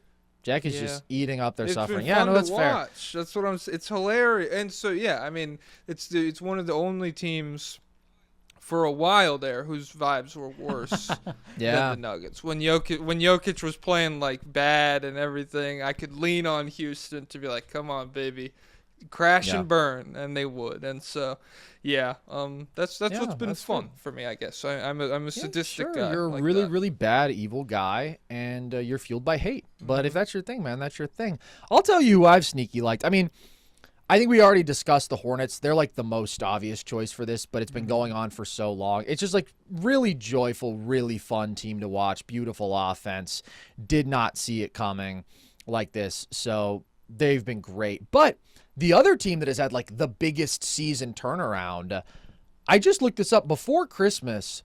The Clippers had the 5th worst record in the NBA. The Hornets had the 7th worst record in the NBA. Since Christmas, the Clippers have the 5th best record in the NBA. The Hornets have the 7th best record in the NBA. Maybe some Protestant W's there. Maybe some sort of godly help, some sort of godly endorsement. It all turned around on Christ's birthday. I'll leave that up to your guys' interpretation. But Darius Garland, like, just being all the way back, fires me up. I know how you guys feel about small guards, but that's one of the best offensive players in basketball when he's right. Well, and he's small. I'm split. I don't know. I was gonna say Fred VanVleet and now Garland. I do think these are 2 paths forward for small guards. I'll say that much. Pablo, look, man, he's a special offensive player. He's also hitting like 50% of his threes right now, but oh my God, he's all the way back. He's so quick. He's so dynamic. He's the best ball handler I've ever seen in my life. He's such a good pass. Yeah, you guys in your fucking hating on everybody for injuries, man. Because he gets hurt more because he's tiny. Yeah. I don't know. Is it because he's tiny? These big giants, they step on his feet. That's what happens. Maybe you're right, dude. I don't know. He's playing awesome. The Clippers are a plus 15 net team when he's on the court. They're 10-2 when he and Kawhi play together. And like, Kawhi has obviously been at this phenomenal level for such a long time. They're just one of those teams where it's like, again, since Christmas, they're winning 2/3 of their basketball games. They've been an awesome offense. They can be a good enough defense. And it's like, all right, the offensive 1-2 punch of Kawhi plus Garland plus the latent value of Brook Lopez. And then like when their sort of defensive point of attack guys make shots at even a decent clip, like Derrick Jones Jr., Chris Dunn, they're a really awesome team. Now, those are the exact guys I worry about come playoff time, whatever. And also what sucks is they started the year so badly that there's really no path to a first-round upset because they're going to be in the play-in, and then they would have to beat, like, the Thunder or Spurs. But compared to, like, the Rockets and the Suns, I think they are way better than those teams. And I think they could at least give somebody a decent first-round series, one of those top seeds. So shout out to the Clippers, man. The fact that they've been able to make it work as obviously the forces that be are conspiring against them and rigging this whole aspiration thing to try to make them look bad, which I find to be disgusting. And they had to get rid of James Harden, and they got rid of Zoo, and they're still playing awesome basketball consistently. They're a team to watch, and they're a team that I've enjoyed watching. I mean, the Clippers had that weird balancing act about their picks, right? Because OKC has them by the balls. Yes, they want to win this basically. year. So yeah, they have no incentive to lose, which I think is really impressive. And I've been pleasantly surprised with Garland. I mean, I always felt like Garland was going to look like this when he got back to full strength, but it's different to actually see it fully realized. I will say I'm quite enjoying seeing him as the lead offensive guy for a team and not having to play like, second fiddle and I think that was a decent role for him, but I'm definitely liking him getting all the touches, man. He's Pablo's thriving covering in his this role. ears and screaming when I tell you that per 36 right now, Garland is averaging 27 points and 9 assists on 66% true shooting with the Clippers because he's always been capable of that. His numbers without Donovan Mitchell were ridiculous, and he was leading them to be an even better offense than the historic offense they were when they were out there together last year. So I am a Garland optimist, and I do think like the Harden-Garland trade really might end up being a win-win. I was a skeptic of that. I still think the Clippers make out better here because they get Garland. But if the Cavs make the finals, I don't know. Maybe it's still short-sighted. But I do think the Cavs are a better team with Harden than they were with Garland. And so maybe it works out for both sides. It's nice to see Yeah. Garland. I've always thought that Garland could be LaMelo or Halliburton-ish with his own team. And so 10 games in March, hey, it has been, and so that's been cool. Watch it, by the way. Watch it with whatever the fuck you were implying. Dude, you guys are both acting like somebody's pointing a gun at you right now. Say something nice about Darius Garland. Hey, I fuck with Darius Garland. My thing is more with the Cavs. It's just like, probably not. That's just where I keep landing with the Cavs. I'm like, it's just gonna work out for him. When the Harden, fuck does anything work out healthy, for him? And so, Garland, yeah. never healthy in playoffs. Mm-hmm. That could be the difference right there. That's true. Yeah, but probably not. All right. I think Hayden it Ass. is a Evan win-win Mobley trade. denier. No, Yeah. he's a Mobley guy. Yeah, I fuck with more than Shane. You've been moved to the Alex Sarr side, though, haven't you? You're an Alex Sarr over Mobley. No, I just like making people upset. Logan, That's you should see where like- Logan had Alex Sarr ranked in like our top 10 players to build around 25. I Yeah, saw he's that. fucking leading the charge, dude. Hey man, I appreciate the bump. Sarbamba, Sure. baby. We're moving Sure. people. All right, Logan, is there anyone you wanted to shout out here before we move on? Yeah, I mean, real quick, I'll give a shout out to all year long, I think the Celtics and the Pistons have been like the stories of the league, just with our expectations coming into the season. I'll shout out another goofy, weird East team that nobody likes, but I've been really surprised and excited about the Raptors this year with just the overall balance and cast of guys that they have. I do enjoy. I enjoy watching Raptors Jack, who basketball. 1 hour ago said they suck. I think that's all you said about the Raptors. Scotty Barnes is Scotty Barnes is really having a good, great year. but the I mean, they've got the rest of them, I don't know. a They've bunch of They've solid. got Mamu. They've got a bunch of solid guys. Mamu's been freaking balling this year, man, and Shed. Yeah, I just like the Raptors have a lot of solid contributors, and I thought they'd be exactly where they were, but it's nice to see that they're not in the gutter anymore. Yeah, I feel like part of the problem is sometimes I'm just like, okay, to what end when I watch teams play, and when I see I love Quickly. I like Emmanuel Oh, Quickly. yeah. The contract's a lot or whatever, but I think he's good. But and the Raptors have a lot of guys like that where Colin Murray-Boyles is making a ton of money Quickly, but you still get these super cool games out from him, and then you get these fun runs or whatever, and I am like, well, what does this even mean? Yeah, it's and I just basketball I'm like, nihilist, this okay. guy. Look, here's what I'll say in defense of the Raptors. Coming into the year, I think that was like the universal take on this team, right? They have this insanely expensive starting five, and they're going to be so mediocre. Like, what a terrible spot to be in. They've been better than mediocre. Yes, they're still going to be a first-round exit, but it's been a great Scotty year. This team has overachieved my expectations. I like Darko a lot as a coach. So, I think there's several reasons to be like, this was a successful season for the Raptors. Scotty especially. To what end is a fair question. Like, where is this really going is totally fair, but we can get there after they get embarrassed in the first round if that happens. Like, for now, I think it's like, hey, compared to expectations, this has been a success. So that's where I'm at with the Raptors. Do I love watching them? Not necessarily. Yes, you but love watching Sometimes. Emmanuel Quickly floaters. Sometimes. I do love watching Emmanuel Quickly they floaters. I'll fucking- agree with you on that. And I do love watching the Boston Celtics. I have become a Celtics glazer this year. I think they're an awesome basketball team. I think Joe Mazzulla may be the Messiah, and I just think they play their asses off and they execute like crazy, and they've got crazy skill, and their offense is more fun to watch this year, and they've got more talent. Shocker, than the white guy likes the ever would have honkies expected. playing basketball, man. Shocker. Logan, you hurt me I when you can't say fuck things with like them that. because I'm noticing. I don't like Baylor just Shire, noticing. man. Yeah, man. Well, we already did the whole George Lopez thing, so I was brought up in a racist household with racist ideals by my dead mom. All right, let's talk about the draft. Yes. Pablo, I'm going to start with you here because I know how much you love the draft. Who are you all in on, or who are you all out on this year? Who are your guys, or who are the people who you absolutely hate? Well, you can guess who I'm all out on. I know. Okay, this is what I basically asked the question for. I just want to talk about Acuff. Let's get right there. As far as small guards Logan is acting shocked. This guy I'm literally says kill But all Acuff's small different. guards. Acuff's different, bruh. Nobody's different to What's him. different? He's What's different? he's an anti-small guard extremist, man. You've seen the position he holds on Darius Garland. He blamed his size for his bad But injury on luck. all of them? On all of them, 100%. I'm not. All of them. I don't like Yes. Acuff. I don't like Sturts. I don't like Brown. I don't like who else? Christian Anderson. I don't like a Corey. Is there like a minimum height weight requirement that you go by?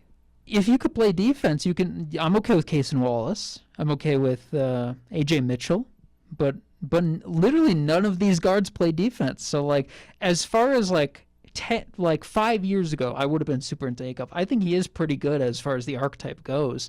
I think he is a pretty good scorer and a pretty good passer and a dynamic offensive player. He's a horrific defender, and then he's still going to run into all the pitfalls that small guards do, where your offense, everything you do on offense becomes a million times harder when you get to the playoffs. You're more susceptible to being injured because you're a little guy playing with all the big guys. You have to spend like 2 years being the worst guy in the league, and then if you're good, then you immediately get overpaid. And yeah, I'm just not into the experience at all. Even if you told, like, I'm taking the risk that Darius Acuff becomes a Jalen Brunson level offensive guy. I don't care. I'd rather, because that's a Band-Aid superstar. So that's why everyone says like the 2026 draft class is unbelievable. Like, if 9 of them are guards, I'm like, that's not unbelievable to me. And I'm more worried about the guys at the top too. So I do think it's a good draft class, but I'm not like blown away like everybody else. Like even the top 4, I think, are all pretty flawed. But I'm a Boozer 1 guy. Okay. Because, and it comes from like a pessimistic point of view where I'm like just all. I guess there's no one You're else like, give me here. give me the surest thing. Yeah, like I really believe in the offense from Cam Boozer, but I'm far more concerned about the defense than everybody else seems to be. I think he doesn't really have anything positive going. Well, no, I should say I think he could go guard Julius Randle. With the guys similar size, guys who win with strength, he can handle those, but no real rim protection. It's tough watching him out on the perimeter. So I think he's an incredible offensive engine, but yeah, the defense I'm very concerned about. AJ DeBansa is just he's in the Jalen Green Edwards mold where it's like he's got the tools to do all of this stuff, but how much of it is he going to choose to do? And so I want to believe, but I would have liked to see some more domination purely off physical tools at freaking BYU. What conference are we in at BYU? The Big 12, a very, very good basketball conference. Oh, true, yeah. But also, you weren't convinced by the physical dominance of him getting to the line 9 times a game and getting to the rim whenever he wanted. Oh, you're talking about just defensive. Yeah, just defense. You wanted more stock production. Yes, I'm not quite as worried about the 3-point shooting that all the dweebs are worried about, but I really would like him to be better defensively. And then Darren Peterson, I don't know what you do, because you have like a monstrous movement shooter who sucked at everything else in college, and then the high school profile, he was way better at everything else. So if you melt, you are a major pessimist on this class. Holy shit, dude! I think those 3 are insane. Hold on a second. How can you be like Darren Peterson? The cramps will be over. Like, well, we're 100% good. And by the way, he would be a guard. My minimum threshold 6'5", so he would meet that. Plus, when healthy, he plays defense, and I love rim protection from guards, so I would be in on him. Mm-hmm. But how do I know that that's going to come? Wow, what an incredibly pessimistic take on this class. Caleb Wilson, we're not going to be playing the same way on offense in the NBA. Yeah, he's not going to be getting all those We're not touches, throwing. He does so much other stuff. We're not mid-range cook sessions for Caleb Wilson the entire game. No, but don't you think that's a nice wrinkle to have? Like when you have this freak athlete who, like, very obviously the transition stuff he's going to be great at. He's going to be an awesome, versatile defender. He's got like clear play finishing potential. And then it's like also mismatch attacking. This guy could be like whatever, a Julius Randle sort of like mid-high post guy on top of all of these other plus things that he does. I'm going to take the optimistic angle on all of these guys because I think these guys are sick. I think Caleb Wilson is clearly a tier below the other 3 because I think they all have like monumental potential. But I still think Caleb Wilson is like an awesome prospect who I think is going to be very impactful on both ends. I just like how Pablo's approaching this mostly from a place of these guys aren't going to get any better in the league. They are what they are. Like, that's pretty funny to me. I think the Peterson stuff, it just seems so clear to me when you watch him that his explosiveness and athleticism was affected by the hamstring stuff. And, like, I understand how do you have confidence saying, it's going to come back? Because I don't think it's something that's going to linger for a career. Like, that's not usually how for a whole hamstring year. Goes. I don't know. He was. Well, it might linger for the better cramps. part of a year. Yeah, it's weird. It's definitely a unique situation. But I have never seen somebody's career be plagued by this, like by hamstring cramps specifically. And when your hamstring is impaired, it significantly zaps your explosiveness. So I just think the guy we saw in high school versus the guy we saw in college were two different players. Now, I get it if you're like, Peterson should be third out of these guys because he showed us the least in college, and I don't want to just give him the benefit of the doubt. Like, I very much consider that myself. I still landed on him at 2, though, because I'm like, the best version of this guy, which you can say as a pessimist, oh, but what reason do we have to believe that that's going to happen? It's like, we saw a player in high school who very clearly has the potential to be like essentially the ideal modern guard, where he's a crazy movement shooter who's also a high-level pick-and-roll scorer at every level, who's also a pretty good passer, who also can totally hang defensively, who's a positive rebounder for the position. Like, every team in the NBA wants that guy. So I'm not saying I'm not concerned by it. I thought the playmaking in college was, like, just not good, not what I expected. I thought he had a very, very score-first mindset, and he just wasn't that good on ball at all. But then if you watch him at prolific, it's like, this guy is a prolific pick and roll player. And so there's just clearly so much potential there. And AJ, I'm such an optimist about. It made me sick what you just said, because I've literally never seen a prospect with the level of scoring talent that he has. The level of freak explosiveness that he has, plus the actual like god-like footwork, stride length stuff, the combination of insane downhill pressure, explosiveness plus craft with the pull-up shooting he has. He's got the best mid-range game of a prospect I've seen. I think the three-point shot clearly. Whoa. Well, he's gonna bring a Johnny Davis or some shit. No, what are you talking dude, about? come Think on. this through. Kingston. Think through what you just said. No. Who is the greatest mid-range shooting prospect of all time and Oh, an I'm sorry, elite three-point shooting prospect who's Wembanyama. not Victor bothered by Wembanyama. Victor closeouts? Wembanyama. Is that what? No. What? And the guy, he Are you doesn't guys- freaking know ball, dude. How do Wait, people who is think it? that- Ace Bailey? Ace Bailey. No, dude. Who are you guys talking about? I can't tell if this is a The joke or greatest serious. mid-range shooting prospect in the history of basketball. Kevin Durant? Bryce Sensabaugh, you Oh my jackass. God. Dude. Oh, that dumbass, sucks. come That's just on. humiliating for me. That's just fuck. We should Brain wrap it fart. up. He's lost all scouting I'm sorry, credibility guys. now. I'm sorry. I forgot. Ice Bryce having a hell of a March. I mean, is there any way for me to make up for that? What just Well, happened? they're they're keeping him out of games because they're worried.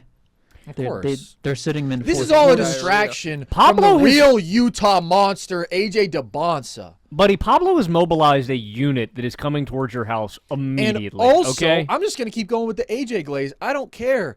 I think the passing is absolutely shaky at this point. Nevertheless, being able to average 4 assists a game, being able to even make some of the basic reads, you compare that to like other great scoring wings in college. These guys literally average like an assist a game, so he's ahead of the curve there too. So it's like, all right, if the question is how much is he going to buy in defensively, when I think this guy is going to be an absolutely dominant on-ball scorer and an incredible offensive player, he's putting up a stat line no freshman has ever done in college basketball history. Like 25, 7, and 3 on 60% true shooting. We've never seen that. So the turnovers Kevin are going to have to Durant get did better. that. No, he didn't, because he didn't pass the ball. Wait, what's the threshold? 25. I think if you just do 25 points and 3 assists on 60% true shooting, he's the first freshman to do that. Kevin Durant. I know didn't 25, get 7, 3 and 3. assists? No, bro, this is what I'm saying. Like, that's always the last thing to come with all of these scoring wings. And so I think a lot of people are just like low on that archetype or whatever right now. And I'm like, AJ is a freak. He is an outlier. He gets wherever he wants on the basketball court. It's insane. Like, even if you want to criticize how he approached the game against Texas, the ability to score against doubles like that with that level of traffic, and like, totally, he has to get better as a passer, no question. He has to get better at dealing with physicality and ball pressure. But my God, he's an insane scorer of the basketball. So I'm very, very high on him and like what a team build around him can look like. And he's always going to be fine defensively because he has such good physical tools. Like, he can totally hold his own there. Is that true? I hope so, but like if he lands in Sacramento, are you like, yes? Don't do that to him. This Don't is do it. that to him. He'll be the one. Yeah. Well, they're taking your boy, Logan. I don't know if they're Kings or Acuff's going to Yeah. Sacramento. you know what, dude? I'd be something to root for, and they'll probably trade him for a vacuum cleaner in a couple of years, man. Fucking jackasses. You know who Fuck I Sacramento. like? Daimara. I was gonna bring him up. That's the only True name I've written down. 7-footer. I don't do any scouting. 7'3". It's just Uh-huh. if you take the big guy. I've been tracking this for what is it, one or two drafts now? If it's too big, the guy's too big to fail. Donovan Clingan, Zach Edey, Kaman Malawach. Worst case scenario. We're Okay, 2 for 3 I generally right agree now. with that And philosophy. so- Well, can we just say that Edey is a hit? He looked good when healthy this year. But Dude, I think check the all green. of the same concerns. Can I say that Peterson was good? His hamstring was blowing up the whole time. Okay, all right. I am very pro take the guy who is too big to fail, who has the high two-way floor because of that. I mean, I don't know. Does Mara truly fall into that category, though? I mean, he's not Donovan Clingan. He is pretty massive, though. Okay, I'm good with the pro. I think he's with the better. pro I think he's Mara better take. offensively than Clingan. He's got the passing. They're calling him Martin. And some I of like those, it. but some he's of the also highlights, Spanish, like so. there's a lot more lagging going on in general than I think is shown in the highlights, but he still is good especially for a jumbo freak like that, a huge monster. So, Pablo, you're out on all the guards. You want Dude, the big I guys? bet Pablo's draft board is just going to be the biggest guys. Will.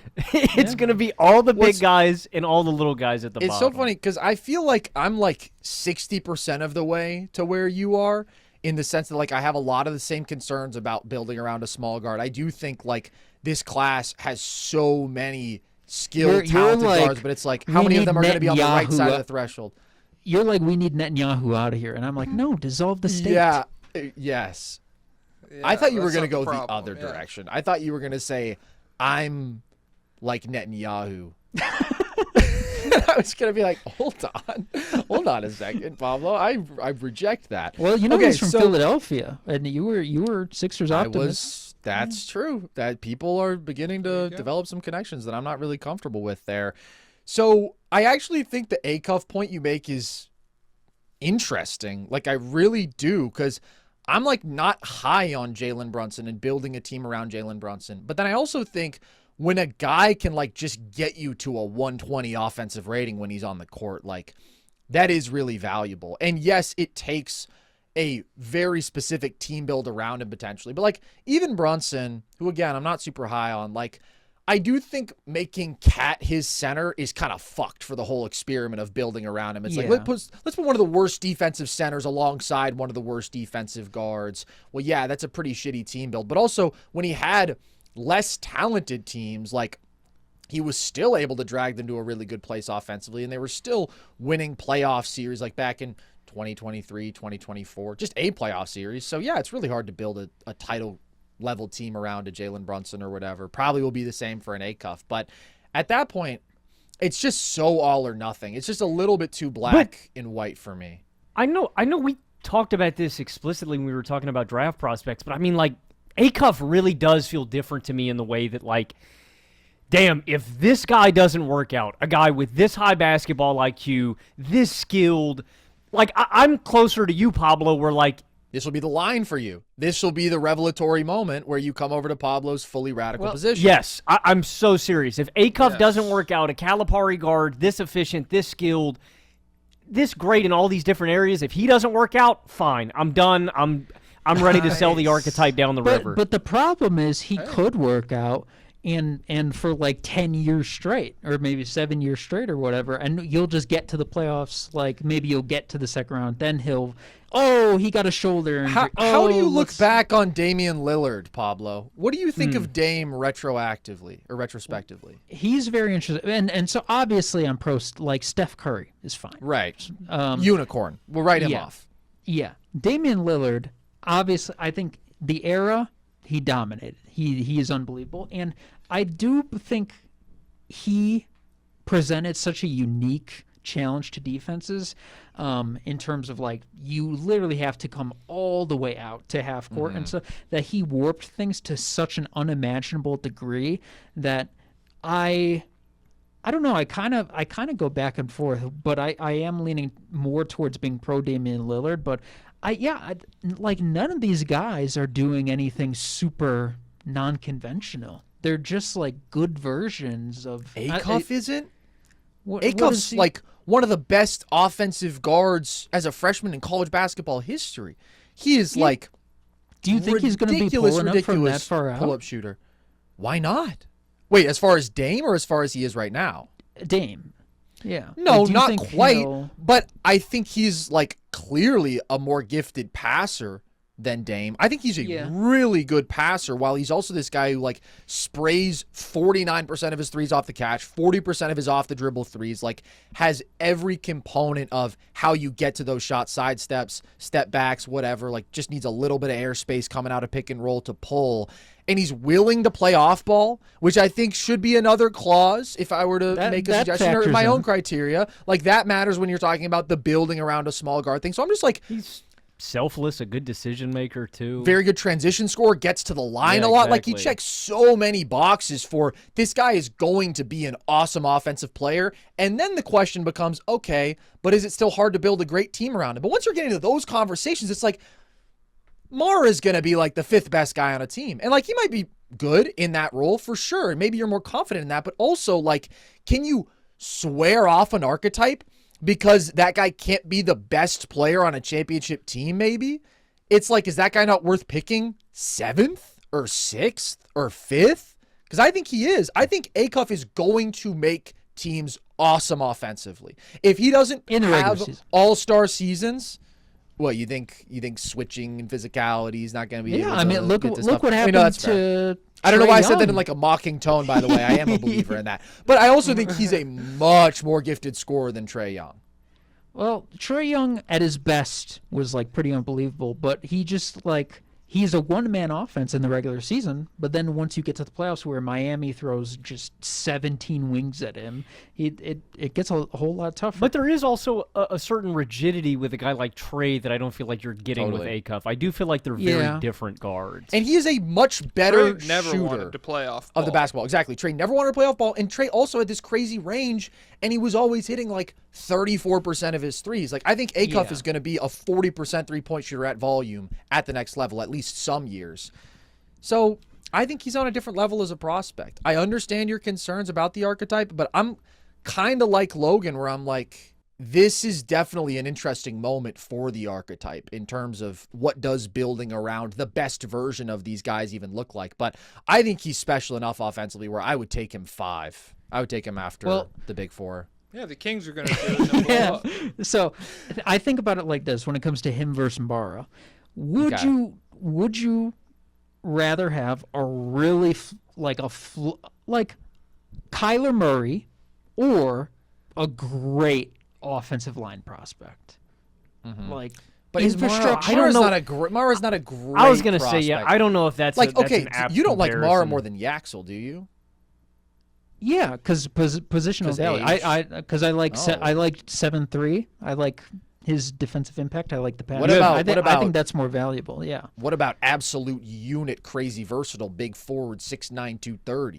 I mean, I get the age thing with Yaxel. I'll have Yaxel like old. probably top 10, like above all the guards, obviously. But I'm pro high floor. The age is a factor for him, and he's got a little dweeb to him, personality. Yeah, he's definitely kind of a weird guy, but he's phenomenal on the court. Like, again, I'm pro high floor. I think you really do need to take a look at like what sort of archetypes is there room for in the NBA? What are safe archetypes who like are going to contribute in multiple situations and it will translate? And like, I'm pro big versatile forwards. You know, I had Thomas Houck 10th on my top 10 prospects when I did this, and everybody thought, literally everyone was like, this is racist. And I was like, well, I hope not. But it's like, okay, if you're going to say, would you rather have a Mikel Brown or a LeBaron Philon versus guys like Yaxel and Houck, and I do think that Yaxel is better than Houck, but like, give me like the big forwards who impact the game in a number of ways for sure.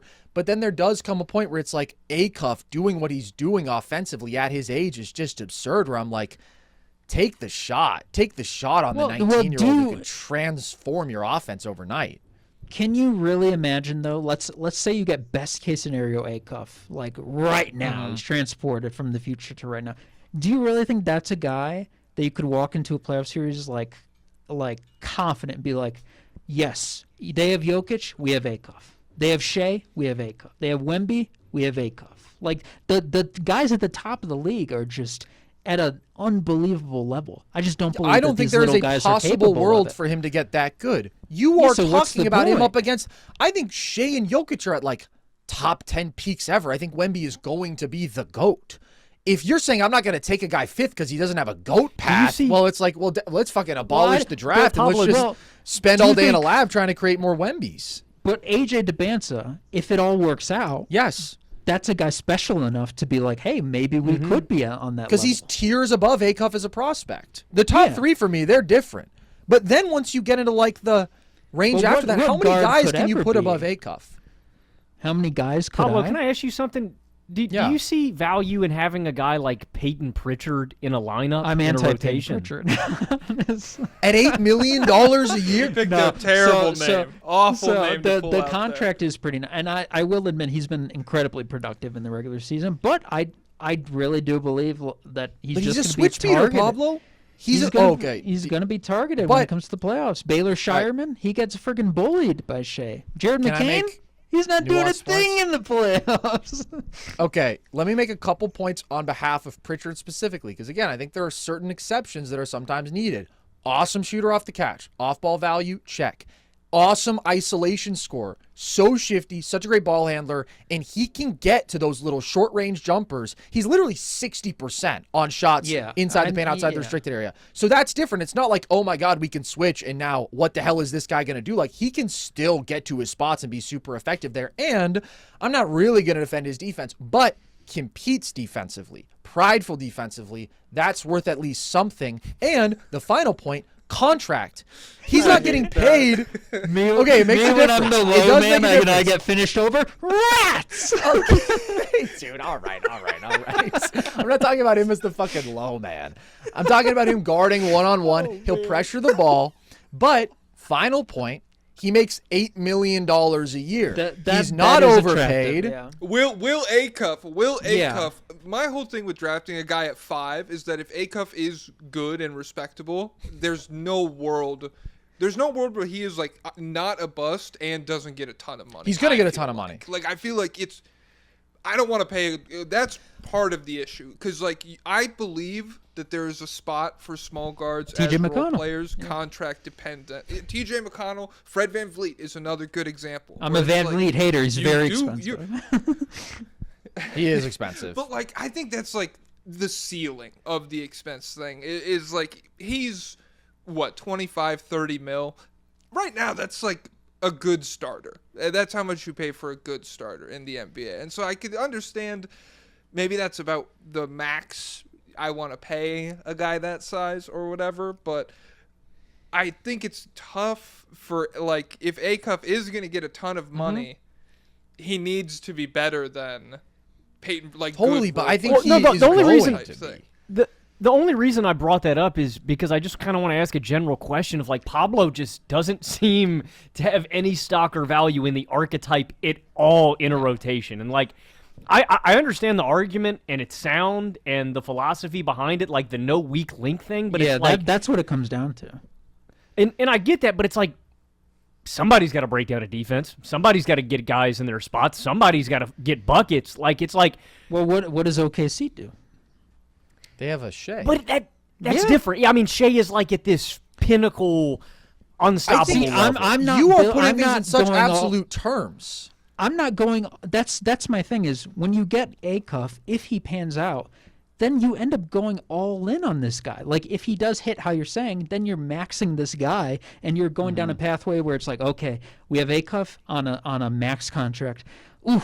Now we need to build a very specific infrastructure around him just to make him workable. And then we're going to go toe-to-toe with these juggernauts in the playoffs, and we just know that there's not any real chance that this guy. So I'm like, I don't want 8 competitive years. Like it doesn't mean anything to me if I draft Acuff and like we make the conference finals 3 times and we just get beat by someone better. Like for me, I'm like, do I have a chance at someone who can potentially be at the like legit compete for a championship with all the top superstars? If the answer is no, then I'll take someone like Mara and be like, hey, maybe you could help that guy in the future. He could support. I see what you're saying. No, and like in so many ways, I agree with you. And it is more of an extreme outcome game when you take a guy like Acuff, you take any of these super offensively talented guards. Like, agreed. You just take it so far. And like to say there's no value in being the best guy on a team that's going to the second round. It's like, bro, if the Sacramento Kings pick 5th, you know what that would mean to them? If the fucking Utah Jazz, I know that they have your guy, but like some teams suck, man, and some teams always suck. And for some teams, being pretty good and having an offensive superstar, even if he's flawed for 8 years, is a great outcome with the 5th pick.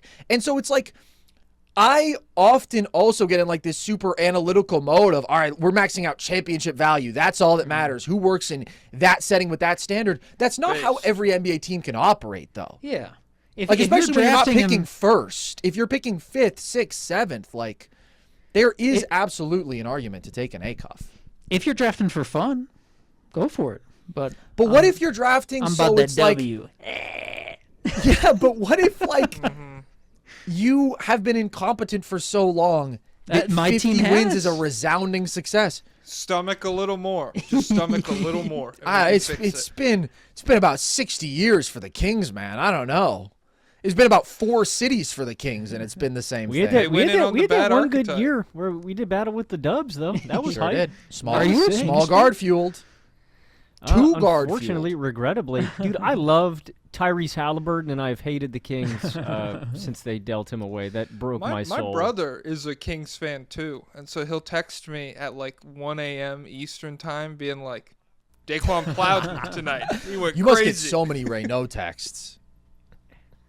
Oh my! You would not believe it. Oh my god! He's been talking to me about Raynaud since like Great November. yeah, dude, he's been doing it all year long. I will say, if the Kings ended up with someone like Acuff, I would be overjoyed. But I also know that the Kings tax comes with it. He wouldn't be all that great until we traded him to a real contender, and then he would blossom with someone else. And you know, Well, I need the Kings to get Cam Boozer. I think it's the ultimate experiment. that would rock. Because That would be awesome. he's Mr. He'll Spreadsheets. succeed. He's Mr. Winning Aura versus the evil cursed Kings franchise. I need to see that kind of clash go. Because I'll have fun he'll either win. way. He'll win that battle. I like Cam Boozer at 1. I say that as somebody who has him at 3, but like I think it's so easy for me to see so many outcomes where any of the 3 guys are the best player in this class. And like as somebody who does love the floor, versatility, strength always translate, touch, feel, like Boozer checks so many fucking boxes of being an awesome NBA player. Like I love him. I really do. But I also love AJ DeBonsa. And I will fight that battle against the nerds. Because I think it's mostly the nerds You're the most who are prominent anti-AJ. AJ #1 guy. At least I love that. Good, dude. I'm happy to stand on that. I think he is going to be insane. So, but I also think all 3 guys are going to be awesome. I am moving closer to Boozer over DP. That's a conversation or something for me to consider at another time. Şengün with touch. That's a great player, dude. Şengün with touch is Boozer? How dare you? Şengün with touch. Cam That's a Carr great over player. Acuff. Şengün And 3-point shooting, I guess. and good 3-point shooting, and he actually fucking fits in better to the flow of an offense. And real passing. None of this fucking bullshit. Like Exactly. kinda None of this. gimmick. Let me stop the ball for a million seconds, and also could be one of the very best rebounders in the NBA, and also more of a path to defensive success than Şengün. I'll give Şengün. He's a rebound. really He's good pretty rebounder. good I think rebounder. Cam's going to be better, though. Cam eats up rebounds. And Cam cares about winning so much. And, you know, Şengün doesn't. like, seems like he doesn't sometimes. No, the rest of the team doesn't, dude. He got the cool block. The ultimate factor, yeah. though, that we can't evaluate, we don't know who has a porn addiction. Because if you have a porn addiction, Such a then good point. you are going to turn. You're going to turn to the hardcore religious route. This is Okay, 6'8" Gooner versus 6'3" versus Acuff. Who you taking? Like if 6'8" Gooner, switchable, good connective Switchable. passer. I'll take the Gooner. Mm-hmm. Like if you told me, like if we could redo Zion's career and you're like he's still a Gooner, I'd be like I gotta take the chance. I'm rolling I the gotta. dice. But that's Zion advocacy is interesting. Well, Because- he ruined his career by gooning. Is that what it was? He Is didn't that go what the Jesus scientists have route. And his determined? legs exploded. Because I feel like if you're I going to be mean, anti-small guard, you should be anti all super weird, unique team builds have to be created to compensate for this guy's deficiencies. And I think Zion has those issues too. And I'm Yeah, somebody who I think is still relatively pro-Zion, but I find those two stances to be maybe incompatible. Maybe truly heightist. and inconsistent. Well, no. Well, actually, I am no longer a believer that he has the kind of ceiling that could clash with the guys at the top of the league. I also think he was an incredible defender in college, and Gooning took that from him. I think that's fair. Now he's horrific. But I also do think Gooning aside, it did expose something where like I don't love somebody whose defensive value comes from like you can't do it just standing. Like he has to summon his athletic abilities in order to make plays. He has to sprint and jump and do these big things because then once you get injured or once you're tired, your baseline drops down to 0. And so I think it is more predictable in retrospect that this 6'7" guy is not going to be that good of a defender because you got to be locked in physically like the whole time. Like Ja Morant can get a chase down block, but possession to possession, it's not happening. Are you a Tyler Tanner guy? I like him. Well, define like what would be. Well, where would you have him? Well, I honestly haven't watched enough guys like to have a full board. I've watched like, I don't know, 20-something guys, and I think he'll probably be like he is a guy I would take a late first flyer on. I think he's a very gifted offensive player. I think also realistically his role is probably like sixth man, and there's only so much value in that. I think he's a very fun watch. I think if you run the simulation of, okay, like what are the likely outcomes for his career, more often than not, it's this guy's probably not good enough to be a starting guard. And that's where I land on like several of these guys, even who are really talented. I don't know. Let me ask you about LeBaron Philon, because I do like him. Where do you land on him? I need to watch him more. I'm not Okay. as intimately prepared, and I didn't watch him that much last year either, but too small. But he's not that small. He's so small. He's so skinny. He is skinny. He's skinny. How tall But he's like is he? Was it- 6'4". Is he a real 6'4"? He's slight, they, but he's they claim He's freaking- slight. 6'3". Yeah. they His claim slightness is a Kingston problem. 6'4". Kingston is not 6'4". Yeah, he's probably like, he might be 6'2 and a half, 6'2". He's He's a so dog, tiny. though. And he honestly does make some defensive plays. But He I am does. He comes I'm from still- Houston. You have to, or they literally Yeah. kill you. But I don't know. Like, again, I landed with like Hauk over Philon, but I do go back and forth on that because I'm like, Philon is a really good offensive player, but then he has the exact concerns I worry about, where it's like slight defensively, gonna get attacked, slight offensively, hasn't really shown us much as an isolation scorer. So is he gonna be one of those guys who really struggles against switching defenses? But then like out of pick and roll, he's just awesome. But he could be the exact sort of guy who like baits a team into paying him $40 million and he's not delivering that level of impact. So that's why I land on him outside the top 10. But then I do think he's just a I really gotta good watch him offensive way player. more. I haven't. You should really watch locked him. into He's a really good passer, and he's an awesome shooter. He's a good I think player. he's got the best handle Great in the handle, draft of too. any guy I've seen this far. Yeah. I'm not watching anybody. We're gonna have Ben Pfeiffer on, and I'm gonna ask. And you're him gonna say how tall? questions. How tall is this guy? 6'11"? How tall? Dude, Ben, Kill him. That's Ben's, cool. Ben's, Yeah. he's pro small guard. Oh, Jeremiah Fears. We got him. We got him. Fears. Yeah. Doing no him changes scenery. Those are just irreconcilable differences between you guys. Ugh. Is there anyone else you want to shout out? Pablo, Jack, Logan, anybody in the draft? Well, we've talked so much. Yeah, I it was wanted 2 to hours ask, we talked. just generally, do you guys think Yaxel is more Khan Knippel or Jaime Jaquez? Well, because Khan wasn't like a super old guy coming out either. But like, I'm just curious how you guys feel about like, he is 24. And like, is this a guy that you're taking and you're like, we're a pretty good team, we need a boost right away? Or is there like more upside that you're expecting from him? I just think he's a winner. I think he's so experienced. Like, I don't know. I always struggle. That's one of my biggest things about the draft is like when people are like, oh, this guy's older.